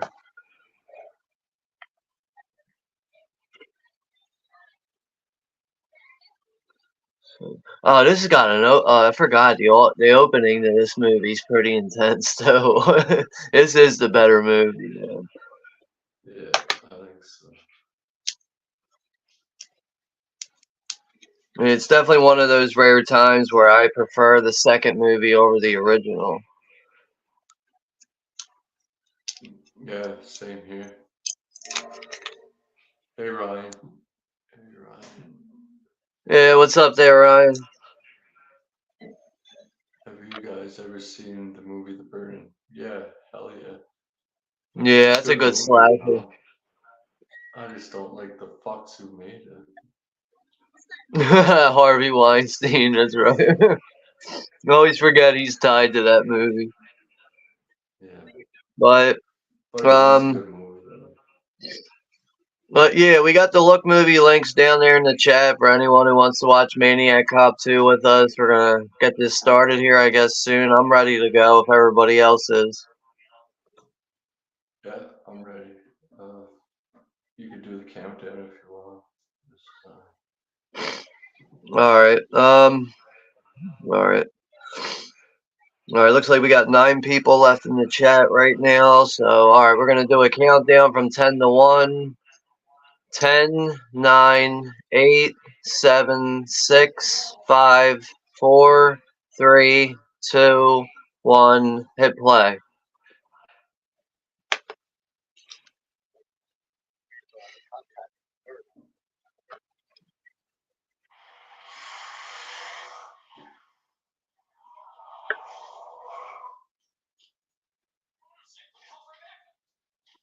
Just give me a recap. Yeah, it does give you a recap of what happened at the end of the first movie, so you're caught up on it. Because this didn't come out directly after the first one. This took like a couple, like I think like 2 years to get made or something. Mm-hmm.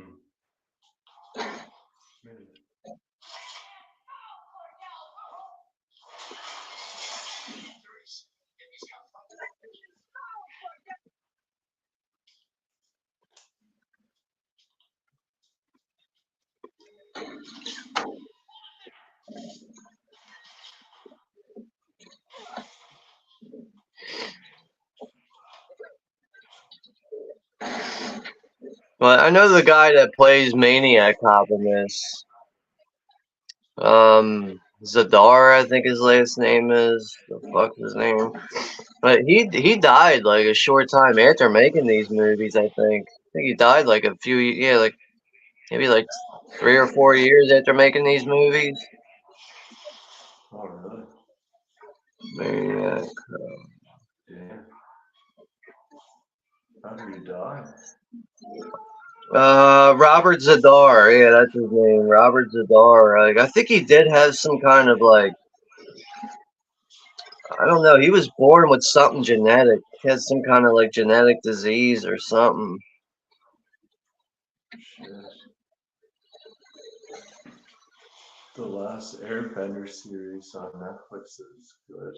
Wu says start watching it tonight. Huh.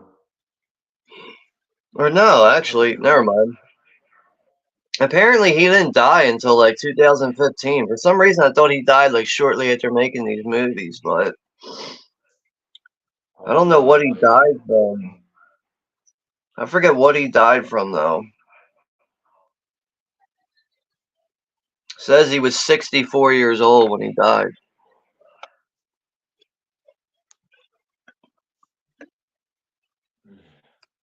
Pretty young. Robert Z. Dyer. There you go. Chester says. But the guy who's playing the serial killer in this, the guy with the beard, his name's Leo Rossi. He's also in Halloween 2, the original one. Yeah. But I think this is really his best role, man. Like, he's really intense in this movie. Like, I mean, even at times where, like, you know, like, you see him, like, acting out, like, acting like a complete nut. Like, he's just really on point with it. And also, you got a small role in this from Clarence Williams III, the guy who's the funeral home keeper of Tales from the Hood. Yeah. That guy. Yeah, he's in this too. You got Robert Davi. You know, everybody knows who Robert Davi is, especially from Die Hard. Bruce Campbell obviously comes back for this. And Lorraine Landon, who's like the psychiatrist cop in this movie, which is her role's okay in this, but it's really about everybody else.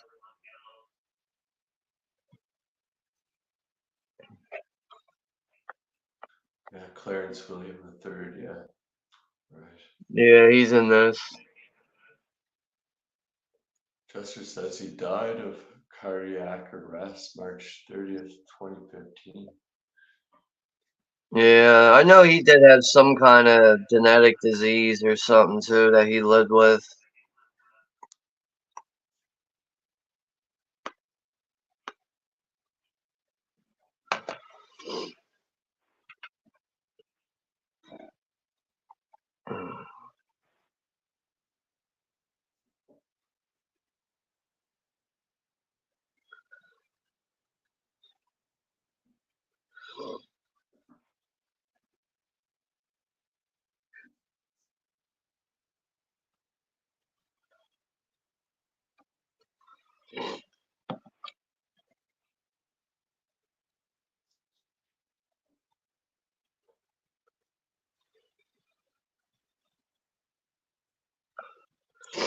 I want to see if there's on YouTube real quick if there's like a Maniac Cop rap theme song, because I know there is like a rap song that they play in the credits at the end of this movie, but I don't know if they say like Maniac Cop in it or something. I forgot all about that. There might be like a Maniac Cop song or something. One of the worst ones was the one in Freddy 5. Oh god. I think there is. I think I might have found it here.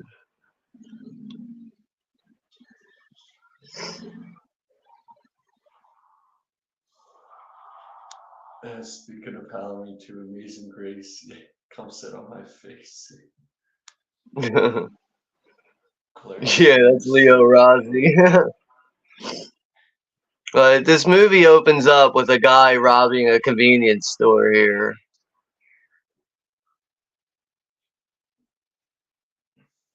This guy looks like scum of the earth. Worst guy that, you know, if you're working behind the counter, this is the last guy you want walking in your fucking store right now. All cracked out over. Yeah, tweaking in the aisles while shoplifting. And this guy knows he's like, oh,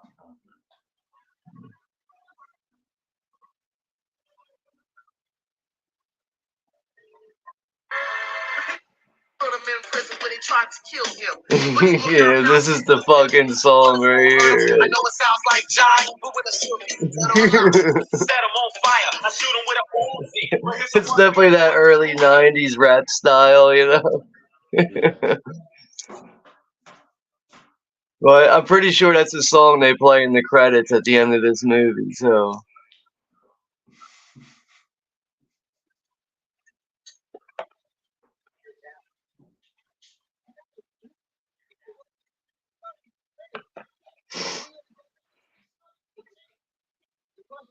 I like when he's like he realizes he can't get no like good money out of robbing the store. He's like, "Hey, I got an idea. Let's scratch off some lotto tickets." They start scratching off lotto tickets and shit.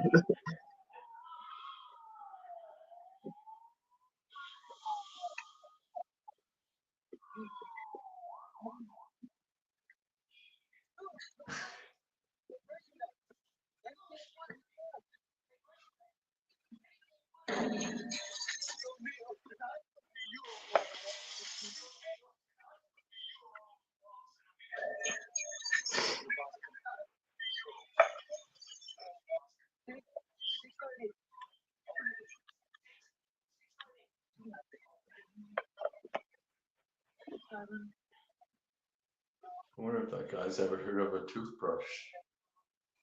No, just a meth pipe. Let's open up some lotto tickets, huh? He's like, I feel lucky. Maybe I'll be a winner.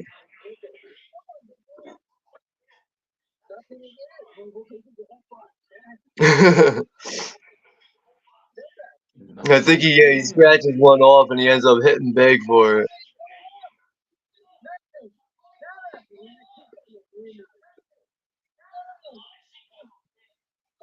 I think he wins $5,000 or something. Yeah, $5,000 winning. He's like, oh, I could buy a lot of meth with that, eh? Yeah, right. Yeah, Maniac cops on the scene. You know, he's jacked up more in this one too. He definitely looks bigger than he did in the last movie. Yeah. The store clerk's like, I got $5,000. Yeah, right. Like he doesn't realize that Maniac cop's here to kill everybody. Yeah.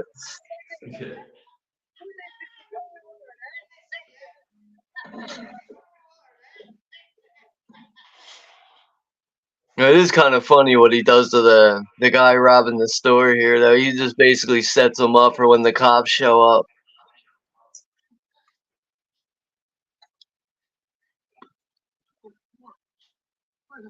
Yeah. Here, take this. Yeah, no one's ever gonna believe his story. He's like, it was one of you guys. Like, okay, dude, you're fucking high out of your mind.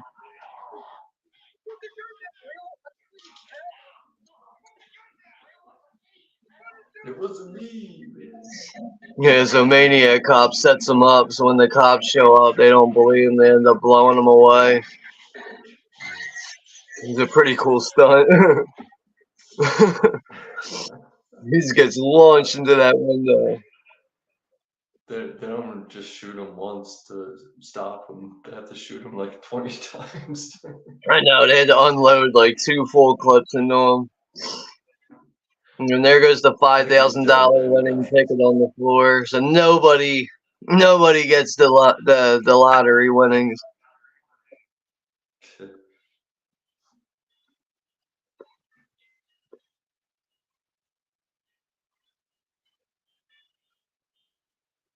Now, this movie actually does take place around Christmas time. Right.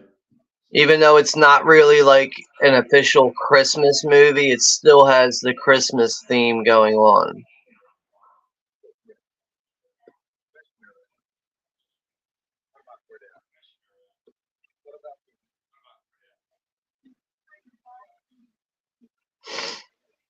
And of course, Jack and his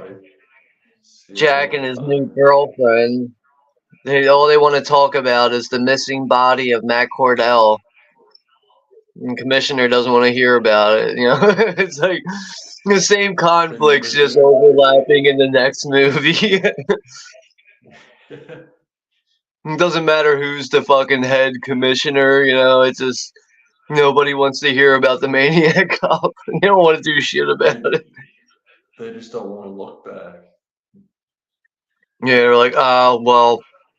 You know, I'm kind of surprised they don't just say, Well, Matt Cordell serves his kind of justice, and we serve ours. He does his kind of justice his way, and we do it our way.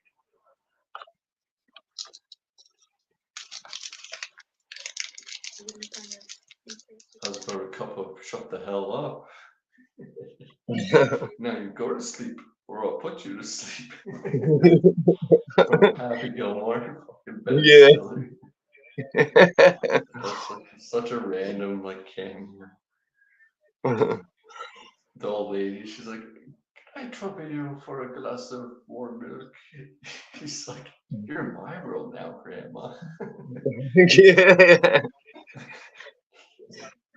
How's about I give you a glass and shut the hell up?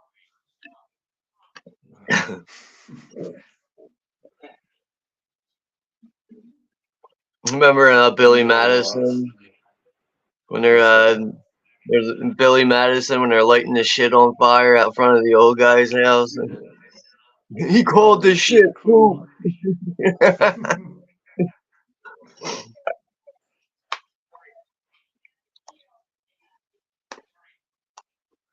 Chris Farley in that movie is pretty fucking funny as the bus driver. He's like, they're throwing shit at him. He's like, "Ah, jeez, I'll turn this goddamn bus right around." No yelling on the box.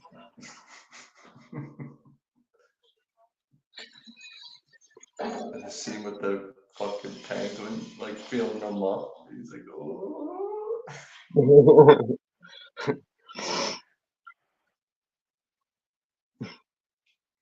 Steve Buscemi. That's how I say it. Steve Buscemi. Yeah, with the lipstick and the shotgun Yeah. and this list of He people. scratches his name off the shit list. Yeah, Then at the end, he like shoots that fucking guy. He's like, "I'm glad I called that guy." I'm glad I called that guy. This guy from Die Hard, he's see him like show up in random '80s and early '90s action films. Yeah, he's also in Goonies too. That's Robert Davi.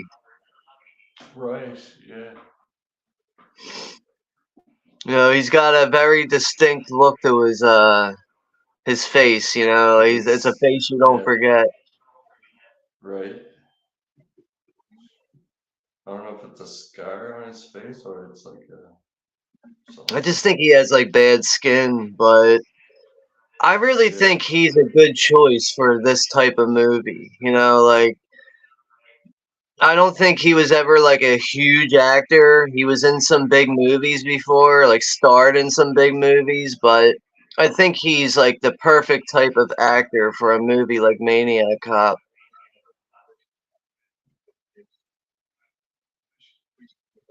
Yeah, Bruce Campbell is also in this as well. Yeah. Yeah. Groovy baby in Ash Williams' voice.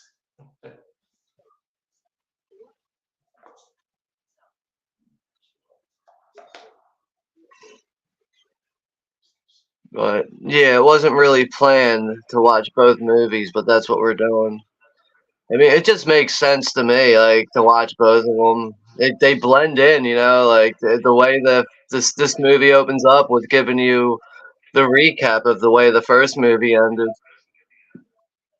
Yeah. Great. Yeah, that's right. Bruce Campbell is in Escape from LA. See, Escape from LA, like it's a fun movie. It's got its flaws throughout it, but it does have like a pretty cool cast, so I wouldn't say it's a bad movie, but when you compare it to Escape from New York's obviously the better film, but Yeah. I still enjoy Escape from LA, but it's got its problems. Yeah, it's mostly just the CGI that takes me out of it, really. Yeah, For the most yeah. part. But there is actually a couple of people that are in that movie that, like that one girl. I wish I knew her fucking name off the top of my head, man. Her acting is so bad in that movie. I don't know why they picked her for that, man. I want to find out what her The name blonde is. girl that he has to rescue, the Nah, I don't. Nah, not. She's like with like like one of the bad guys. Hold on, I'm gonna find out her name in a second. But her acting and just the choice of having her in this movie is like, what the fuck? I forgot Pam Grier is actually in Escape from LA, but she's she does her part in the movie, that's for sure. Oh, it's the girl from fucking The People Under the Stairs. The girl that plays Alice. The same actress. She's in Escape from LA. Her name is AJ Langer, but man, she is so bad in that movie, man. She's trying to like come off as like an intimidating terrorist in Escape from LA, and it's totally bad. It's like not intimidating. It's not scary hearing her talk and trying to be like a badass.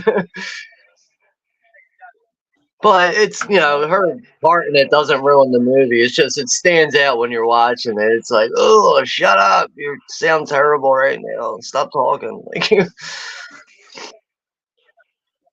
but this is where somebody dies here, man. Very important character gets knocked off here, I think.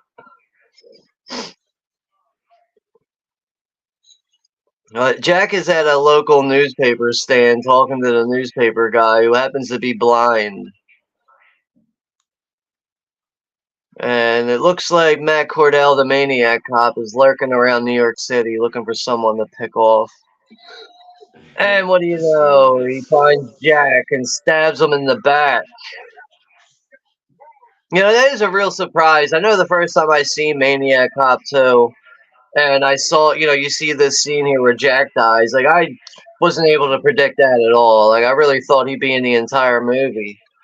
Yeah. I know you did, right?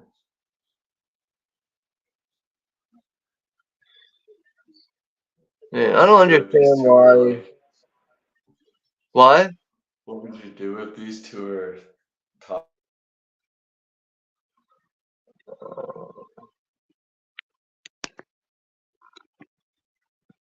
I think something's wrong with the internet right now.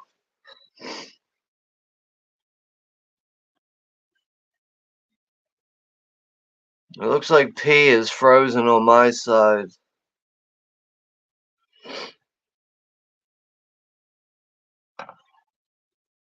I mean, I'm still going, I think. Alright. Hey, you like froze up for like a good 10 seconds there. Yeah, it's probably the internet. Like It's good now, though. you like answered the question or something. I couldn't hear you. Like you just froze up on me. I was just mentioning how those guys at the coroner's office looking at the girl's dead body. I was like, could you imagine if they had like the dialogue from Halloween 2, Rob Zombie's film? Alright. Yeah. I hate that one too, Rob Zombie's Halloween 2. Like, I don't mind his first one, really. I can go back and watch that, but the second one's the one I don't want to see ever again. Yeah, there's a lot of shit wrong with that one. But why is it like in almost like any horror movie when you see like a coroner working on someone's body, like they always have like a sandwich that's like 5 inches away from like a dead body. There's always like they're always eating a sandwich in an area where they're not supposed to be eating and shit. Yeah. What was it in Terrifier at the end of that one when the coroner's eating his sandwich and the EMS girl is like, how can you eat while you're doing that? And he's like, sweetheart, if you see, what does he talk about? Like a cat being microwave or I forget what it was. But anyways, talks about something really fucking disturbing or a baby or something being killed. I just watched that one like a month ago too. Terrifier 2. Oh, did you? Yeah, I went back and rewatched it. It's it's not a bad film. I just wish it was a little bit shorter. Like the first one? Yeah. Or just like, it's maybe 90-minute runtime for a slasher. Yeah, you don't need to go like, I'd say like an hour 30, 40 minutes is good. Long enough. Texas says But you know, James Earl Jones' dad playing the newspaper guy. Oh, that was his dad. Really? it does. I can see the resemblance. I didn't know that was like he had any relation to him, but you could see the resemblance in that right away. I would have never fucking thought that. Wow.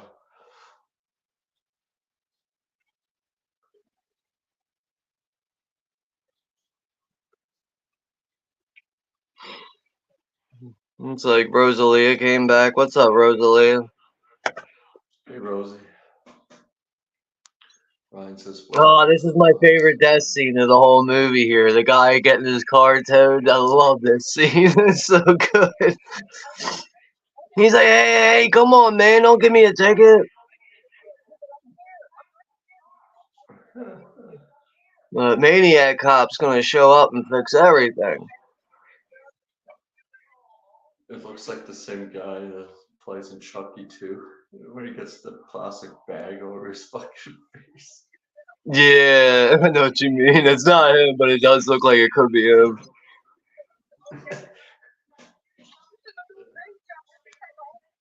The hospital scene Yeah. in Rob Zombie's H2 is the only thing I like. The rest is trash. That was a really good scene. He basically said, look what, like, I could make a fucking awesome Halloween movie, but you know what? Fuck you. I'll just add a bunch of fucked up shit to it. Like a white horse. Yeah, Maniac Cop just hit the cop in the head with a nightstick. And just killed the guy. Now he's hooking him up to the back of the tow truck, and that's it. It just happened so quick, too. That's it. Maniac Cop's out there with a dead cop hanging from the tow truck. Bye. Bye. Oh, that's awesome. The guy just rips up his ticket and goes home. Like, it's the best day ever, man. I fucking got out of the ticket. A cop kills another cop for me.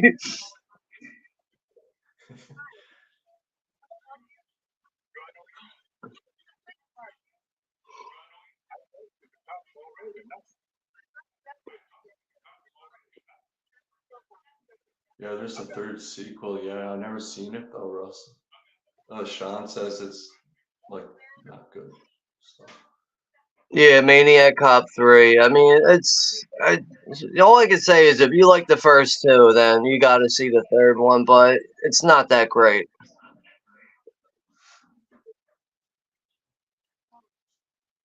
The Badge of Silence. Yeah, that's what it's called. Yeah, Queef of Silence.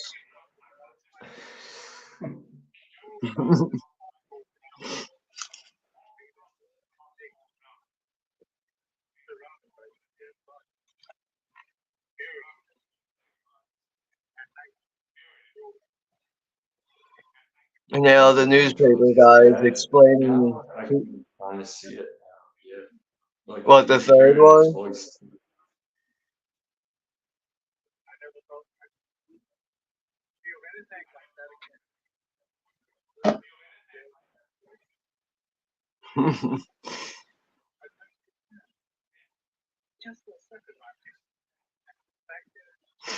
He's talking about like when Jack was getting stabbed, he touched the Maniac Cop's hand. And he was like, I felt his hand. His hand was fucking cold as shit. Which, you know, really explains that the Maniac Cop is like a walking corpse. He's a supernatural walking corpse. And now the cops are showing up at the guy's house who got the ticket. They think he killed the cop. He's like, it wasn't me. It was one of you guys.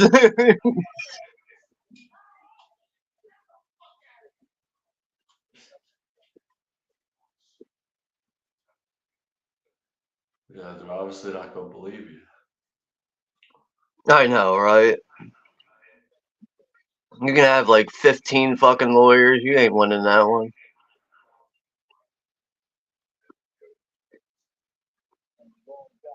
Badge of Silence, dumb title. She says, "Yeah, It is it's a pretty bad movie too. This is it right here. That's Maniac Cop 3. Grief of silence. And then the tagline says, "The wrong arm of the law is back." Now, you know who is in this movie, though, in the third one? Jackie Earl Haley. Really? Yeah, he's actually in this one, and he plays like, he's a convenience store robber. Like, he robs a store, he's all like jacked up on drugs and shit.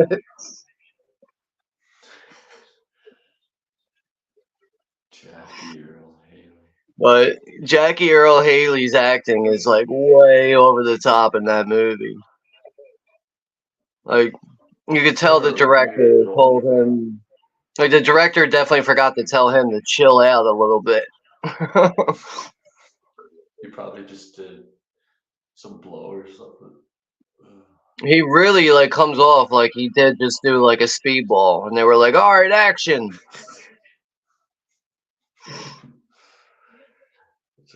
No, you just taking it way over the top. I'm telling you, dude. Like, you know what? Actually, now I remember. He doesn't rob a convenience store. He robs a pharmacy.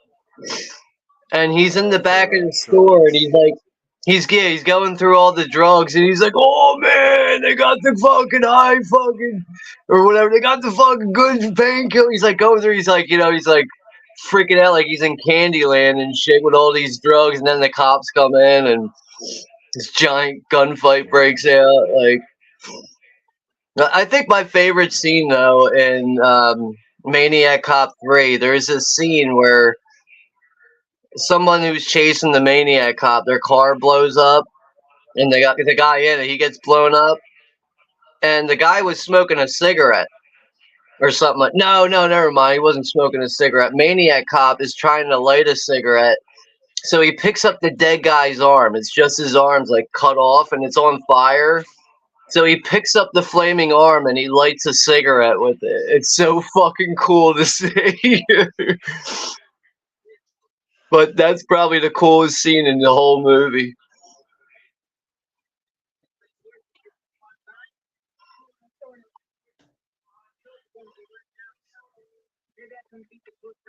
Actually, I think we got a good car chase coming up now.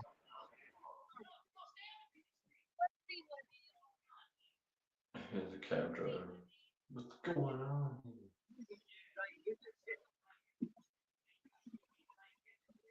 But at this point, I think these two are the only ones that are aware of the Maniac Cop. Yeah, Bruce Campbell. I mean, both of these, the one woman who's a psychologist for the police department, and the other one's just an undercover cop.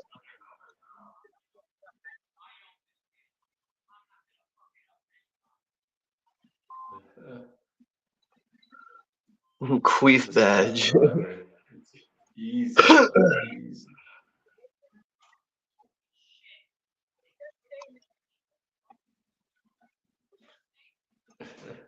You know how many cab drivers tell me that girls try to flash them to get like free fare?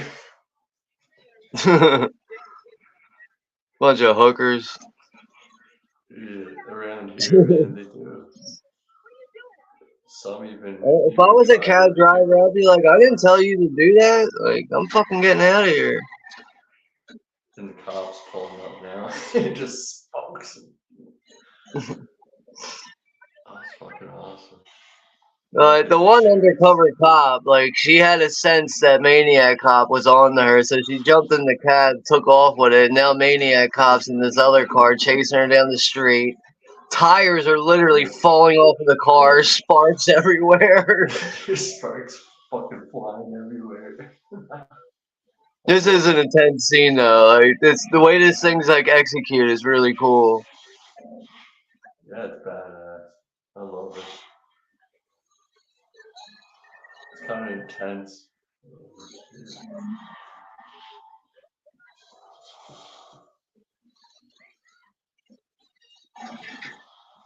Yeah, I love how the sparks are just fucking flying. Yeah.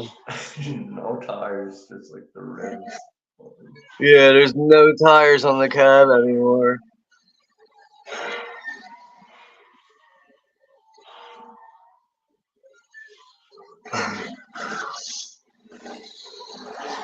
The bumpers fall off.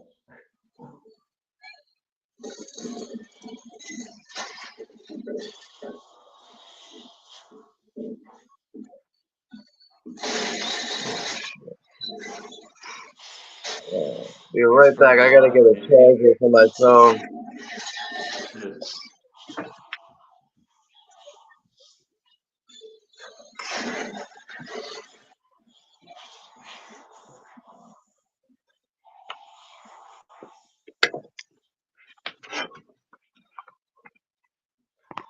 Yeah, that like reminds me of the time when I was like 13 and we stole a car and fucking the guy driving, he fucking, I don't know what he hit, but the fucking wheel fell off and it was like driving down the road like that.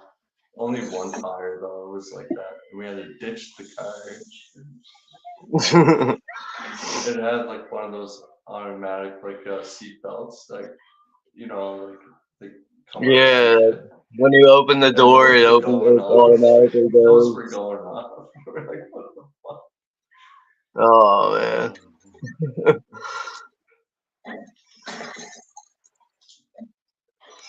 I remember one time, like I used to hang out with this kid, and we were only like 16 at the time, and I was the only one that had a driver's license. But in the middle of the night, we used to steal his dad's van and like go, wherever the fuck we wanted with it. But we would always just like try to fill up the tank at the end of the night so it didn't look like the gas got burned. But this one time, we took the van out and we ended up getting a flat tire with it. We were like, "Fuck, dude, what are we gonna do now?" So my one guy I'm hanging out with's like, "Yo, let's just go around the neighborhood and find another Dodge Chrysler van like your fucking dad's, and we'll just put it Switch up on the tires. jack and take their tire." So that's what we ended up doing. We put this car up on the jack. Yeah, we had this tire off. Like we were like those guys that changed tires at the Indy 500 for the pit stop and shit. Like we had this tire off of this car so fucking quick. Had that tire on the van, parked back at the house, no problems at all. The next, I remember we were asking that, like, "Yo, did your dad ever say anything about the van?" He's like, "Nah, man, stealing that tire was the best idea ever." Unfortunately, somebody That's had to pretty wake up with smart. no tire on their van, though. It's pretty smart though. Yeah. It's a quick We had to fix. think of something, or you would have gotten like a bunch of trouble. Oh, for sure. I remember we Tires used to take racing's that. still going up. It's awesome. Well, you see the stunt driver hanging on the side of the car here in this car Yeah. chase? Yeah. Because this lady's handcuffed to the steering wheel right now, so that's why she's hanging out of the car.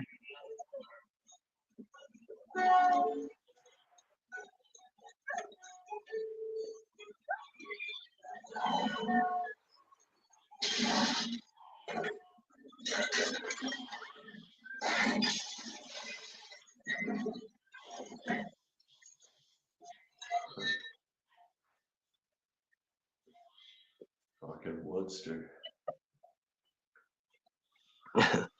But he's like, think for the ride, lady.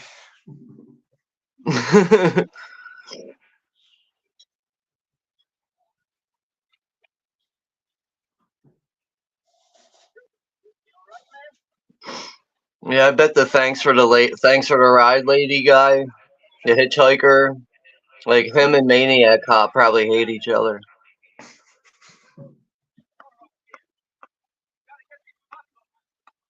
Ah, it's you again, hitchhiker. Fuck you, Maniac Cop.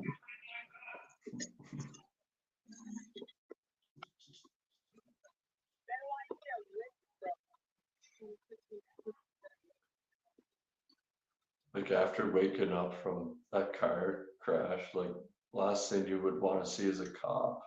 Fuck. Yeah.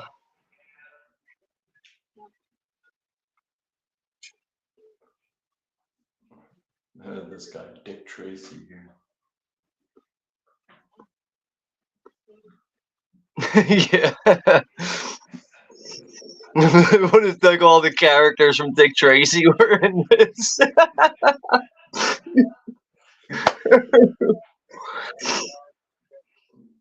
Marbles.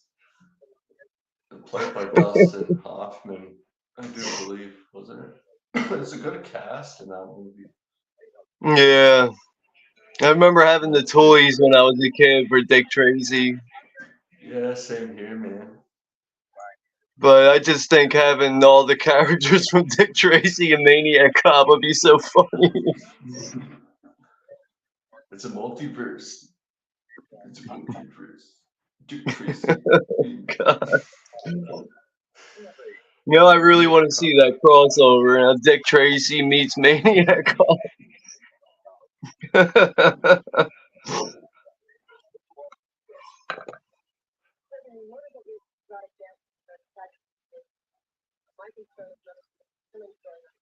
So yeah, the serial killer, like there's something like, you know, all these exotic dancers throughout New York City are getting killed and shit, and that's obviously from Leo Rossi's character who's playing the serial killer.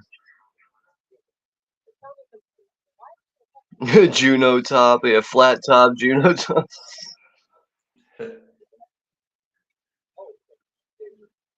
Hacksaw Juno Duggan.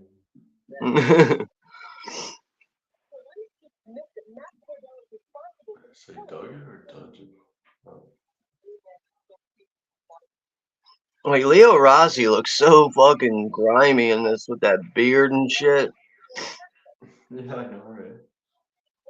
Looks scary actually.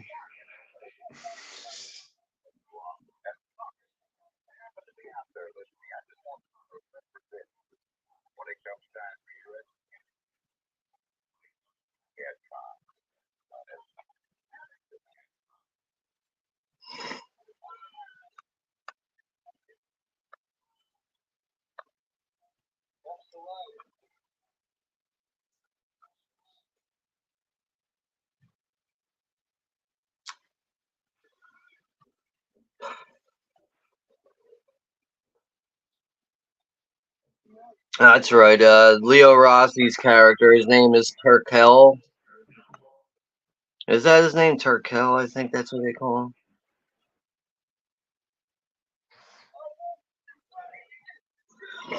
Cal.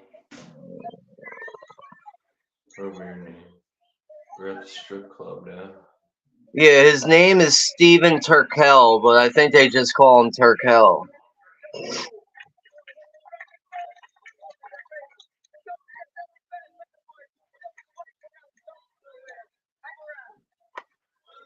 A lot of hachi machis dancing at that club. Yeah. Take your butt off. He's just looking for his next victim. Yeah, that's the only reason why he goes to these nightclubs to follow home these girls.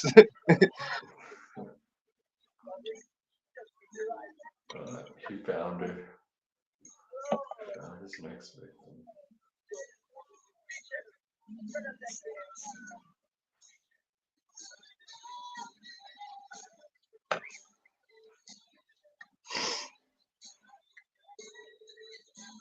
Kinky Kelly and the Sexy Stud. Yo, P, did you ever see a movie called Frankenhooker? Yes, yeah, Yeah. that's quite the fucking movie. I laughed my ass off. Yeah, we got to do a watch along for that eventually. I mean, even this, like the whole segment when all the prostitutes come across the super crack with the giant crack rocks that they're smoking and they all explode and shit from smoking the rock. I love that. Just that scene. Like, that scene's enough to give me a fucking aneurysm from laughing. Oh, I know. It's too funny. Oh, man.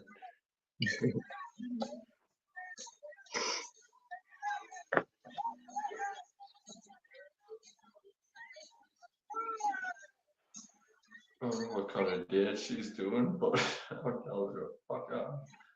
Yeah, definitely some 1990 bullshit. He's like, oh, I got her, bro.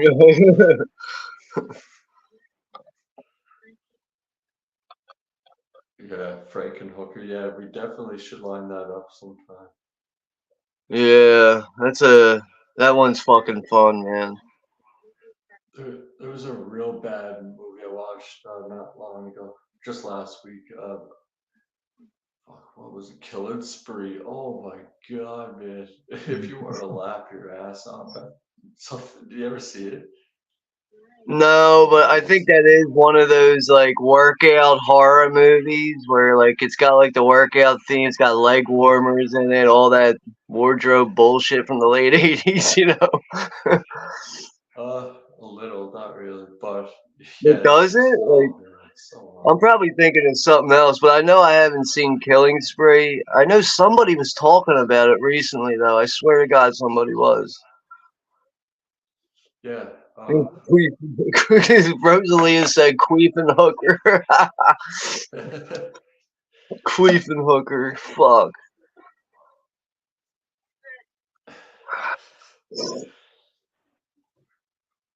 yeah. If you want to watch a real fucking cheesy, lame movie, it's too funny. I laugh my ass off just like I did with Frankenhooker. Watch that one. Yeah.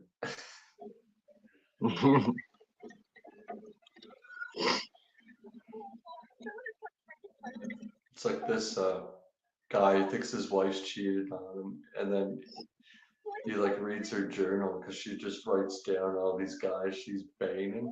But there's a twist at that in the movie, but I won't say it. But anyways, so then he like goes on a killing spree, kills all the guys that she's fucked. Wow. Yeah, it's really bad though. Like, oh man. Yeah, it sounds like a rough time. Like the worst acting ever. It was just the way it was filmed was fucking horrible too.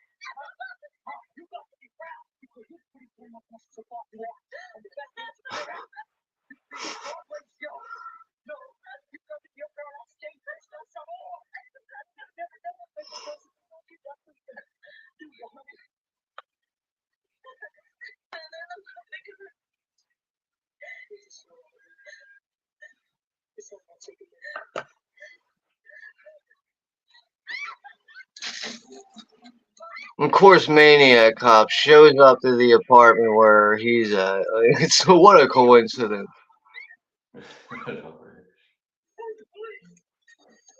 So now the real cops show up, and of course, you know, Maniac Cop just totally annihilates these guys.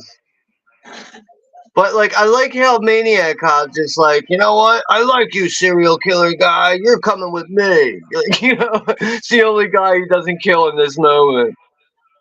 We're gonna team up. We're gonna be Yeah, you know what? I like the way you do things, man. You're gonna come with me, and we're gonna fucking be sidekicks. It's like Corey and Michael Myers. Ugh. You are gonna be able to hear Maniac Cop try to talk in like the next couple minutes. She'll be like, "What's your name, man?" He's like, "Cornell." He's bringing him back to his apartment now. So like they both are taking a liking to each other, you know. This fucking Maniac Cop and this serial killer are like best friends now. He's like, you could sleep on the couch. Basically, like, you know, being that buddy with him. Do you like peanut butter sandwiches? Yeah, because like the serial killer guy, his name's Turkel. Like he just keeps, keeps talking. Maniac Cop doesn't talk because he doesn't talk, so he's not saying anything. But this guy doesn't shut the fuck up. He's like, I He's like like, your I'm like a style. crusader of the night.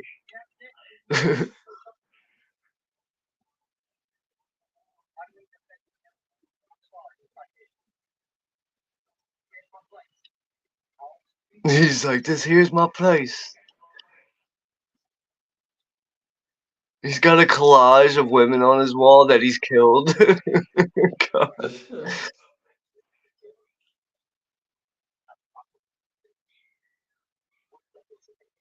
He's told him his name. He's like, look, my name's Turkel, but my first name's Steven.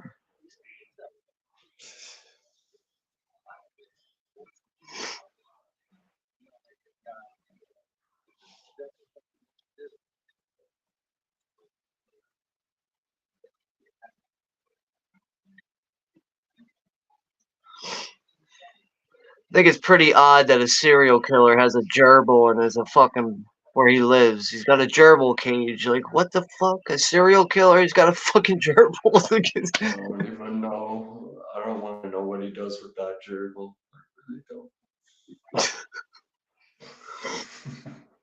Like, what were they thinking with, like, the set design? Like, yeah, let's have this, put a gerbil cage in his apartment. The set design. Yeah, like, Um, what were they thinking with that?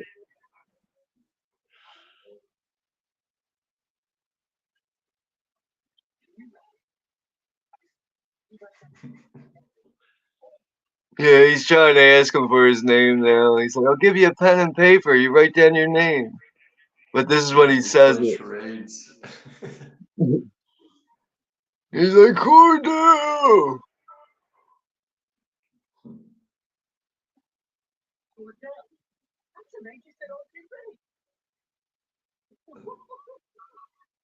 Now he realizes His that, whole life story. yeah, basically. But now he's like, he realizes that he's the guy on the news that everyone's talking about, the Maniac Cop. He got all excited. I like your style. Yeah. We should be bros. Slash Bros forever, man. Slash bros. Yeah, it's funny that shrine of the women up on the wall. Yeah. It's in the shape of a cross. Open 24 hours.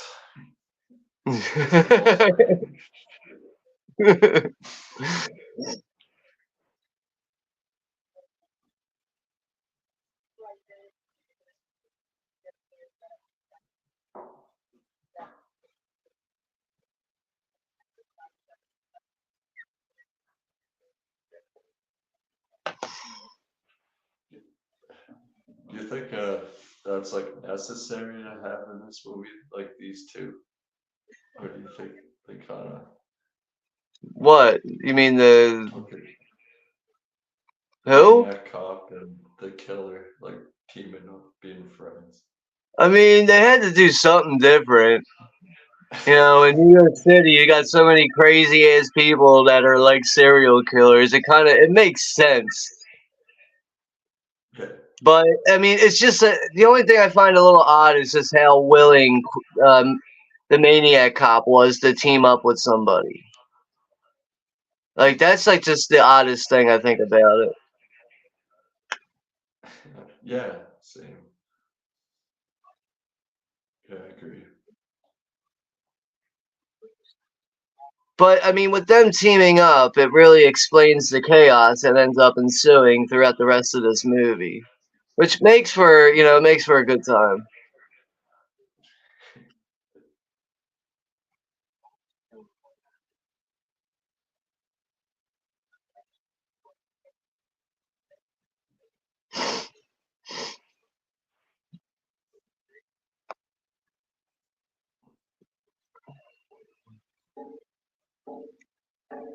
Another flashback scene now to his court trial when he was framed and then thrown into prison. Basically when he gets stabbed and killed, and then he wasn't killed. The guy's fucking Frankenstein. Yeah, the corner brought him back. Yeah, maybe they should make a fourth movie. Just call it Frankenstein Cop.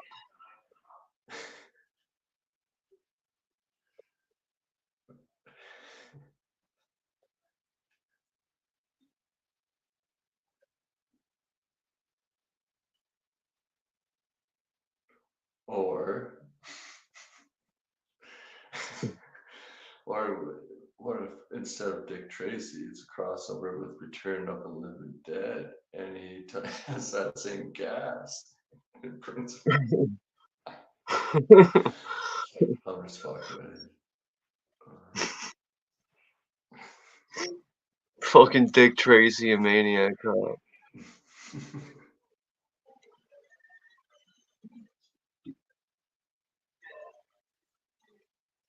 I think they did a pretty good job already. Like, in the first movie, they show him getting shanked. Like, why did they have to do it again in the second one? I don't know, just in case if the audience didn't see the first one. I don't know. Yeah, maybe that is the reason for it, but it's not as graphic as, the one in the first one, like, he really gets sliced up. In this one, it's like he's beating people up and barely getting fucked up. But I think he does get stabbed here. Yeah, he gets, like, stabbed in the back or something.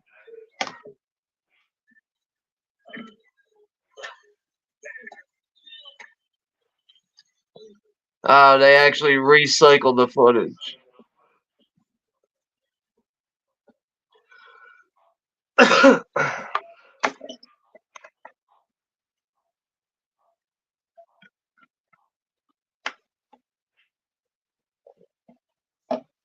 You get the same music. Rosalia said Dick Slashy. Dick Slashy.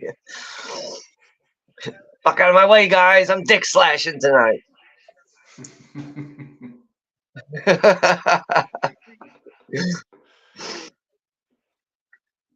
of my way, guys. I'm feeling slashy.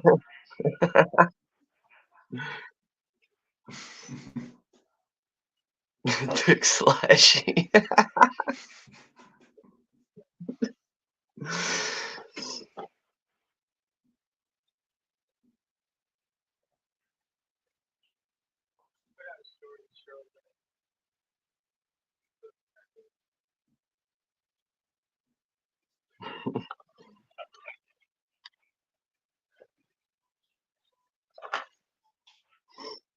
Yeah, we're already halfway through this movie, man. We're like 55 minutes in. Before you know it, it'll be over. Yeah, it's like 87 minutes, so just under 90 minutes there, so.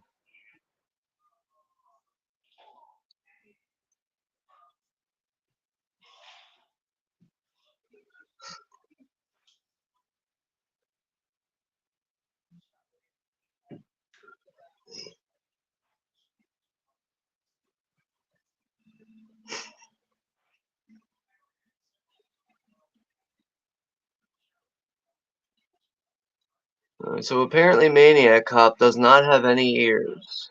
So I guess they cut his ears off in prison when he was sitting there. He just has holes in the side of his head. There's no ears, just holes. They try to ear fuck him.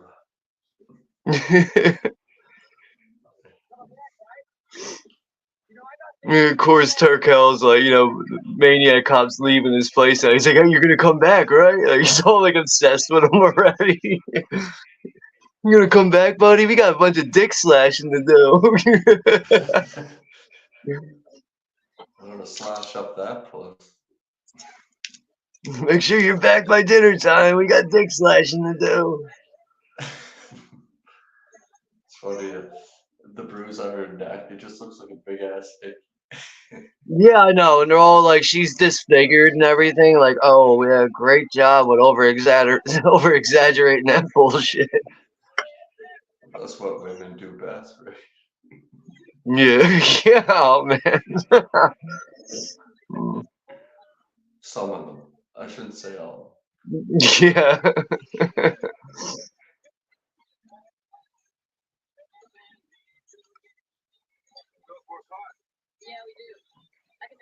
It's just funny. Yeah, he's like, yeah, how he leaves. He's like, yeah, I'm off to work now. I'm gonna go do some dick slashing. Yeah, I got some slash in the dough. Got some dick slash in the dough.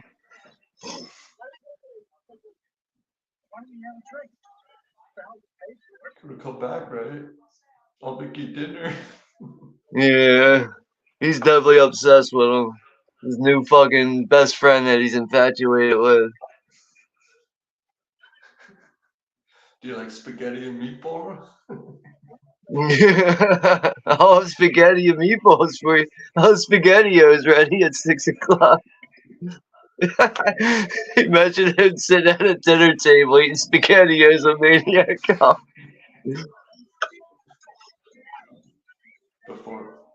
Before we go to the strip club, we'll have some spaghettios.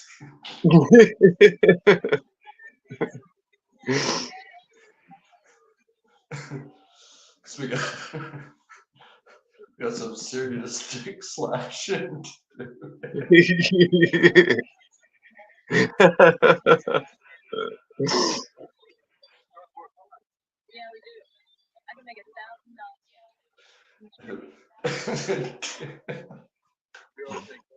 Dick Tracy here is like, oh, yeah, I'm sort of getting a little warm in here now. Looking around like,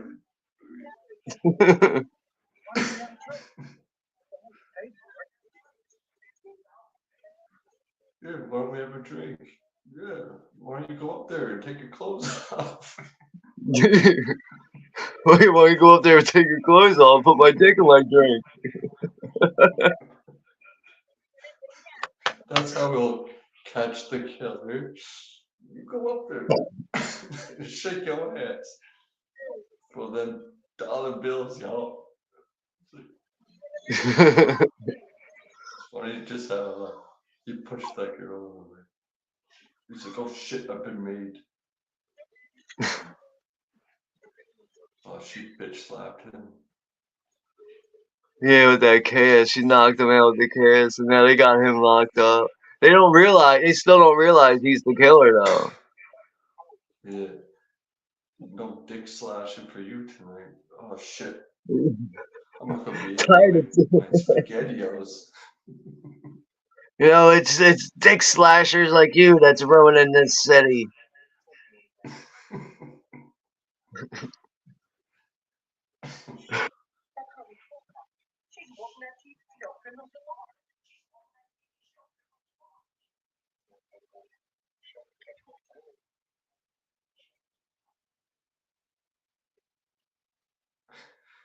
I would have played it off like, I just crawled out the fucking dumpster to get a free meal.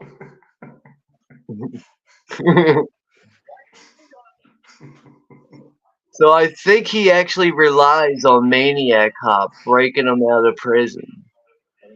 Yeah. He keeps like raving about it. He's like, my friend's gonna come and get me. Like, I know he goes on this tangent for like a minute there, yelling at everybody. My friend's not gonna forget about me.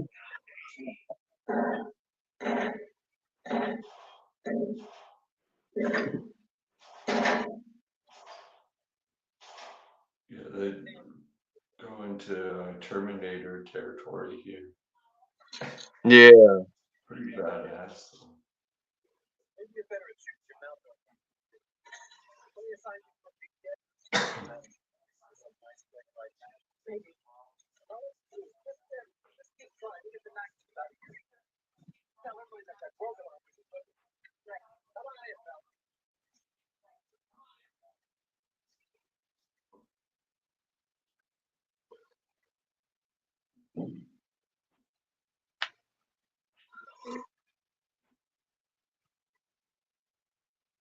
Yeah, they're checking out his place.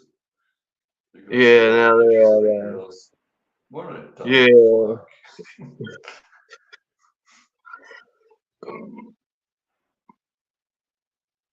I don't get how he got these pictures. Like, did he have these girls like professionally pose for him and then he murdered them? Right? Oh, I forgot Danny Trejo's in this movie. Yeah. Damn. I forgot he's in the prison cell with him. This must be like one of the first movies he was in. I don't know. Maybe. Something like, I know it's like early in his career.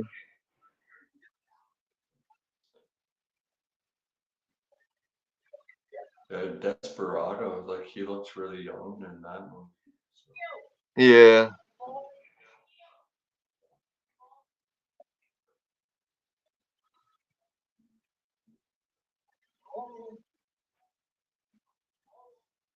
Screws suck.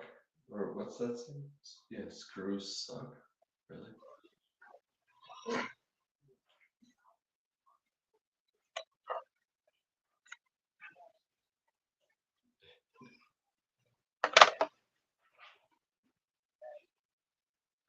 The shit.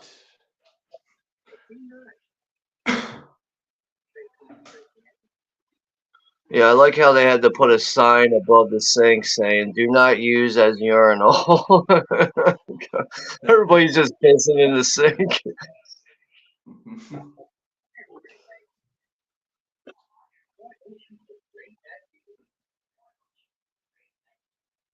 Hey there, pretty lady. Don't you look great?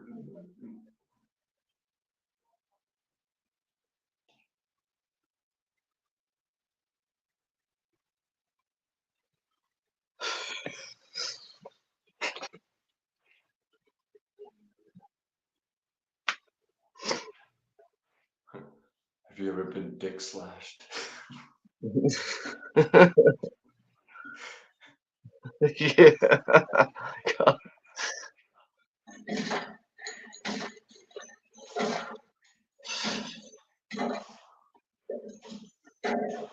You met Danny Trejo.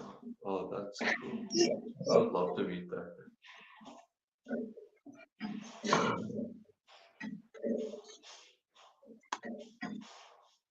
Yeah, I don't know what he does now. Like, I know he does a lot of low budget films, but I don't know if he does conventions and stuff. I don't know. But Maniac Cop shows up to the precinct while they're having target practice and he blows everyone away. God, how convenient. Right as everyone's practicing shooting. He's gonna go ahead and take out the rest of the precinct now. Yeah. Uzi 9mm. Yeah, with a scope on it. This scene definitely gets a little intense here. I think he like throws a guy through like 9 windows. Right? Yeah. He's got like superhuman strength. This Oh place yeah, looks this dude, awesome. he's definitely all supernatural. I love just how he crashes through. Yeah, nothing can stop the Maniac Cop.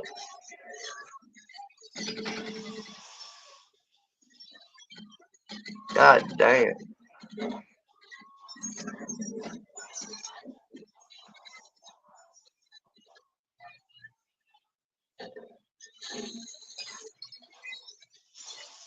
Yeah, they made like his face, like makeup look so much better in this one. Yeah. Oh yeah, he throws the police commissioner through like 4 windows. And of course he shows up to break his buddy out of jail. He's like, it must be visiting hours because my friend is back.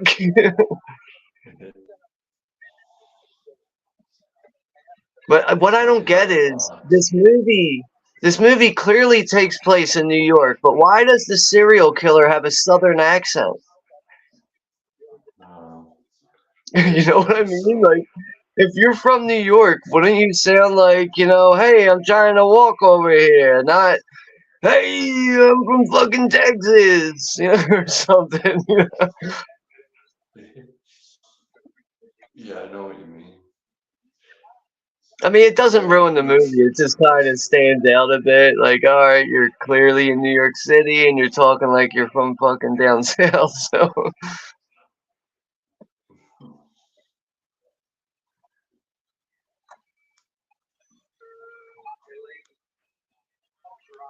so now that he broke all them out of jail, they have a couple hostages now. They didn't kill everyone, but I think Turkel and Cordell, I think they end up having like a disagreement here.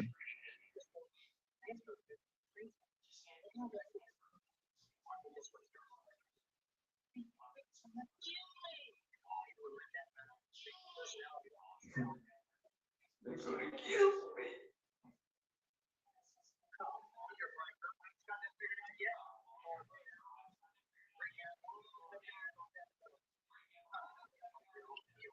So their elaborate plan is to go break out everybody that's on death row. Oh my God.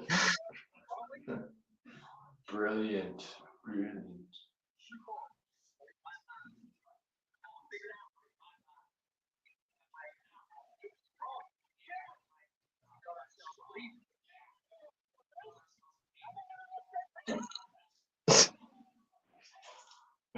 I love how he just says.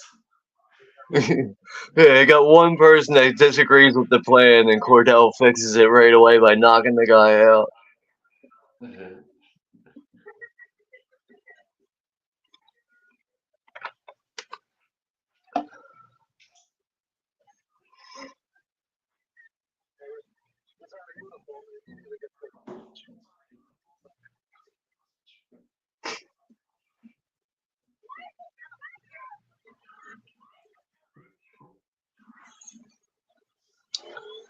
So now they're all getting on the prison bus to go break out everybody on death row. What a stupid plan. Right.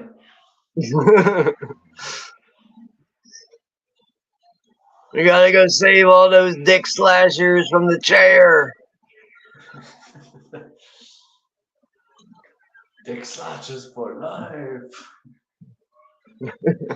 Maniac Cop 3, badge of dick slashing. I mean, what is the tagline for the second one? I mean, the tagline for the second one's actually pretty cool. You have the right to remain silent forever. That's the tagline. Forever, yeah. Yeah, you have the right to remain silent forever.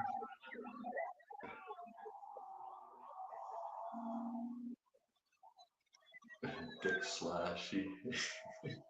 You guys, you know what? Like, just say, like, whenever, like, I hear that, Dick Slashy, it just reminds me of a show that used to come on Adult Swim called Assy McGee. You remember Assy McGee? No. Where it was just like a pair of legs and ass cheeks going around acting like a person, and the guy talks out of his ass. Let me see if I can pull up a picture of Assy McGee. Yeah. Like to see that. It didn't last long. I think it only had like one season. It was like an animated series for adults. Ever see Kevin Spencer? Fucking put this show. But yeah, it was a sitcom called Assy McGee. It only had 2 seasons. But I gotta find a good picture here. This show is ridiculous. I remember there was one episode where he shoots the one guy and he goes, "Ah, man, you shot me, man. I need a doctor." And then he shoots him again and he's like, "Dude, what the hell? You shot me again." He's like, "Now you need 2 doctors." It's like the most stupid shit. Fucking Assy McGee. I gotta find a good picture of this.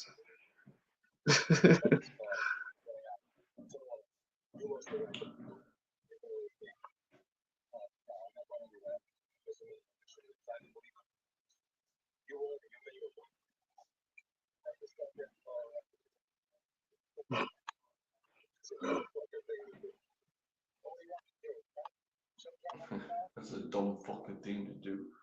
Hold my gun on me.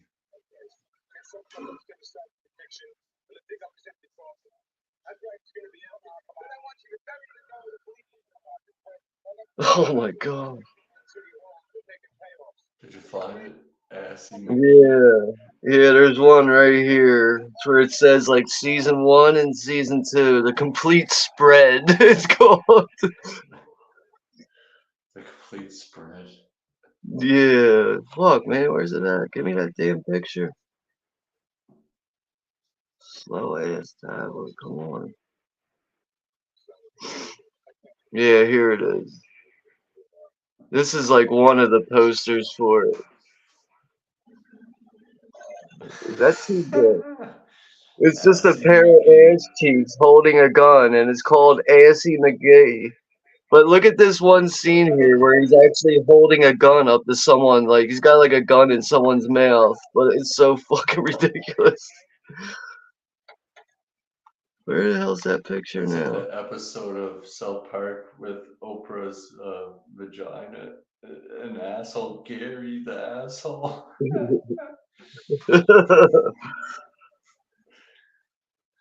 Fuck, man. Where the hell's that picture now?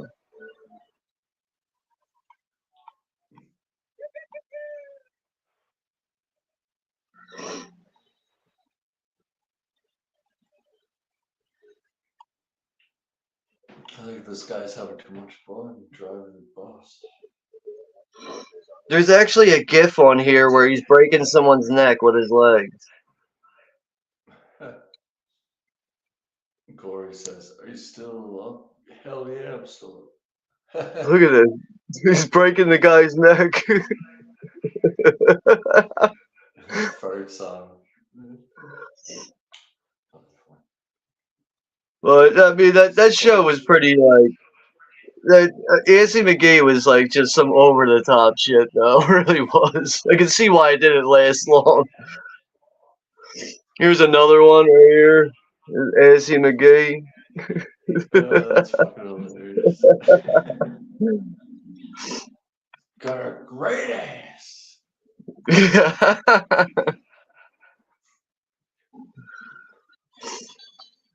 Yeah, we're still going with Maniac Cop 2, but we're coming up on the end here soon. Yeah, they're just This is where they're gonna attempt the prison breakout. They're gonna try to attempt to break out everybody that's on death row.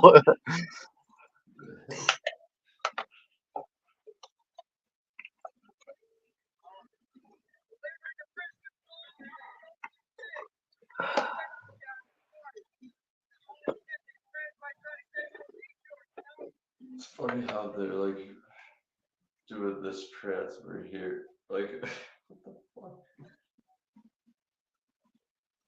They put it in the bucket, then fucking pull it up with the rope.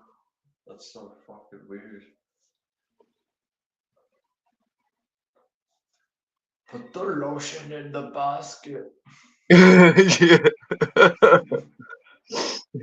Put the dick slashing in the basket. Put the dick lotion in the basket. Freeze, or you gonna be dick slashed. You could start a whole new subgenre, dick slashers. We should. Dick We'll get slash. someone to do the anime for it, dick slash. We could have like a new Team America movie, Team America Dick Slashers for life. Team America Dick Slashers for life. But we're gonna AIDS. motherfucking slash you with our dicks. Cause we are the dick slashers. Dick Slashers Incorporated.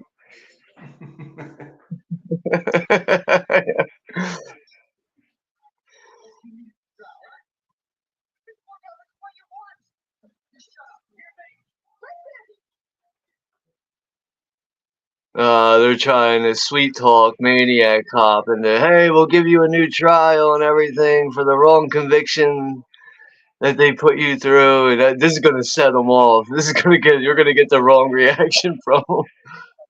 Right.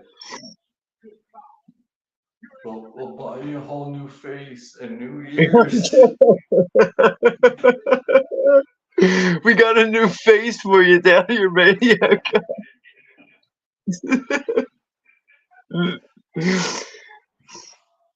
We just want you to look good again, Maniac Cop.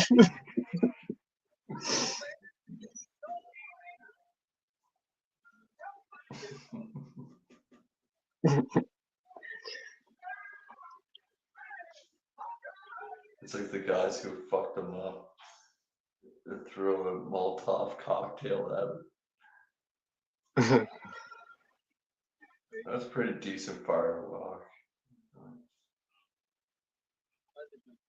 We got a new face for you. It'd be funny if they screwed it. It really made the movie over the top. We got a new face for you, Maniac Cop. It's sitting on ice, just waiting for you. Yeah, man, this firewalk's pretty badass. I'm enjoying Yeah, it. he starts killing everybody in the prison and shit. Up in flames. Damn, yo, man, these fire stunts here are intense, though, man. Yeah, they're fucking badass. No computer graphics in this scene, that's for sure. No, this guy's legit on fire. It's fucking awesome. Damn. Like, Two guys are just going at it while covered in fire.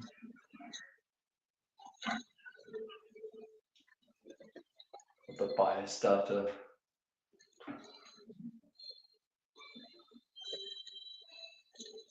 I'll put the ass lotion in the basket.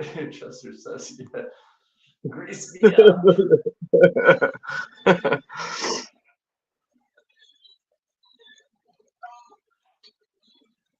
Put the ice cream in the basket right next to the KY jelly.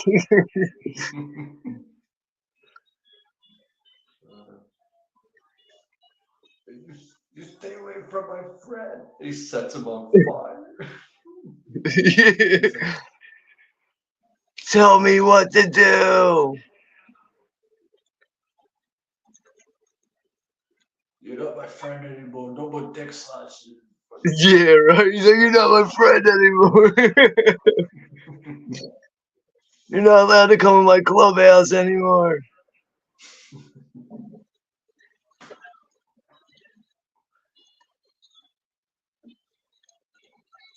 You never. He actually says though. He says the Maniac Cop, "You never cared for me." Of course you didn't, you asshole. he thinks Maniac Cop actually liked him. Yeah, I even made you spaghettios. And you met. He thought the SpaghettiOs was a deal breaker. I gave you my hamster, my SpaghettiOs. I even let you lead the dick slashing crew.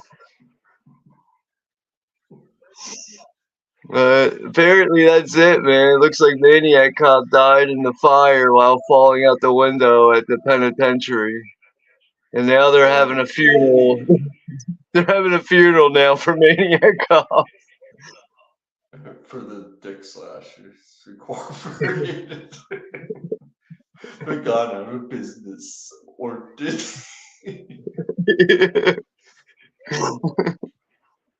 We'll find out next time on Dick Slashers.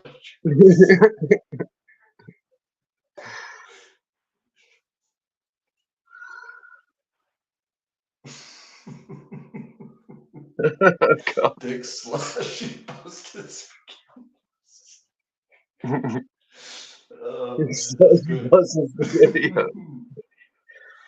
I like that, Rosalie. I like that. Oh, that's funny. That's too fucking funny.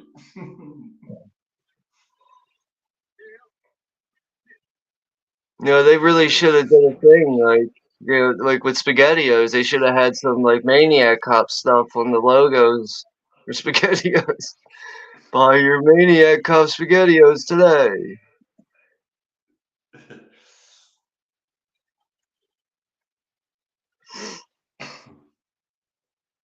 But we got to keep watching this to the end here. This is how the third one gets set up. Yeah. Why would they be mourning him? Like, wouldn't they be like, fuck this guy? And wouldn't he be like cremated in fucking ashes? Yeah, I mean, in reality, yeah. By now, he would have to be cremated. Hey man. Yeah. Hey, Mayan's here. What's up, Mayan? We're at the end of this stream here. You're welcome, Chester. Anytime, bro. Anytime, brosive. You're part of the Dick Slasher crew now. Dick Slashers. Dick Slashers Incorporated. Oh, fuck. That was too fun.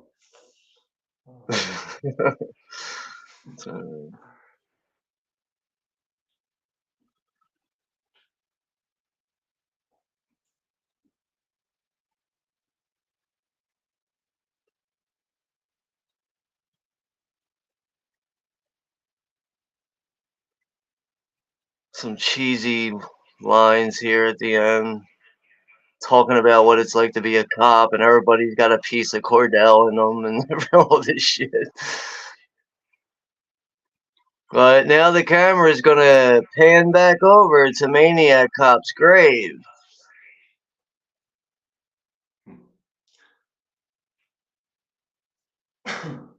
Grabs his badge.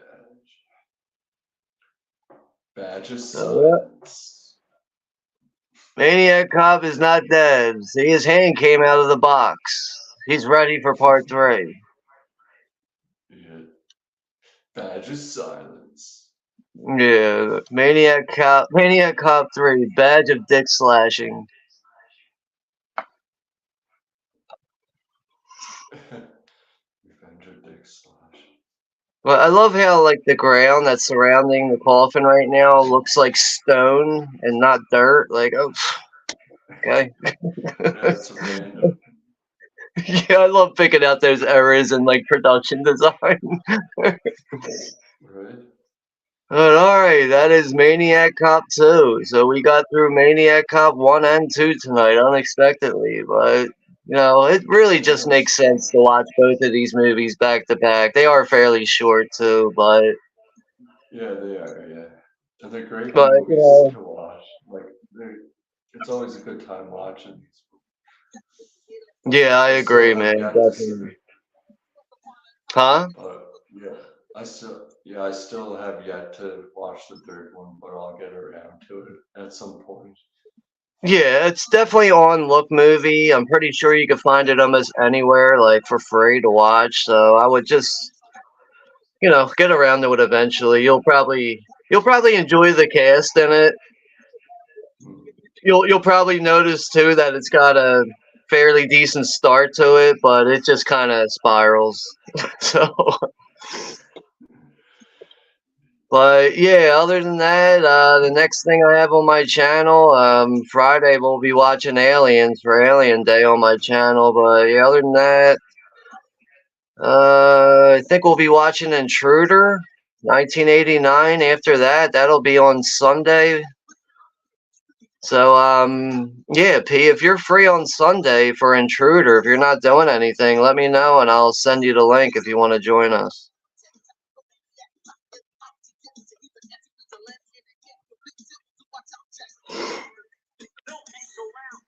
But yeah, other than that, though, I'm gonna get ready to get off of here. Can you hear me? I don't know if you can hear me, P, but I think you're frozen. But but yeah, maybe. Damn, the time's frozen too. All right, it's just me. Okay. All right. Um. All right, I'm gonna go ahead and try to end this though. I'm the only one here. It looks like you had a connection issue there at the end, but yeah, thank you all in the chat for hanging out with us for Maniac Cop 1 and 2 tonight. And yeah, I know P has a stream for the babysitters on Friday. Me and him will be streaming at the same time. We'll be watching Aliens. He'll be watching the babysitters or whatever. But yeah, look forward to seeing you guys this weekend for everything. So yeah, thank you guys for coming by tonight and hanging out with us. And take care and enjoy the rest of your week, everyone.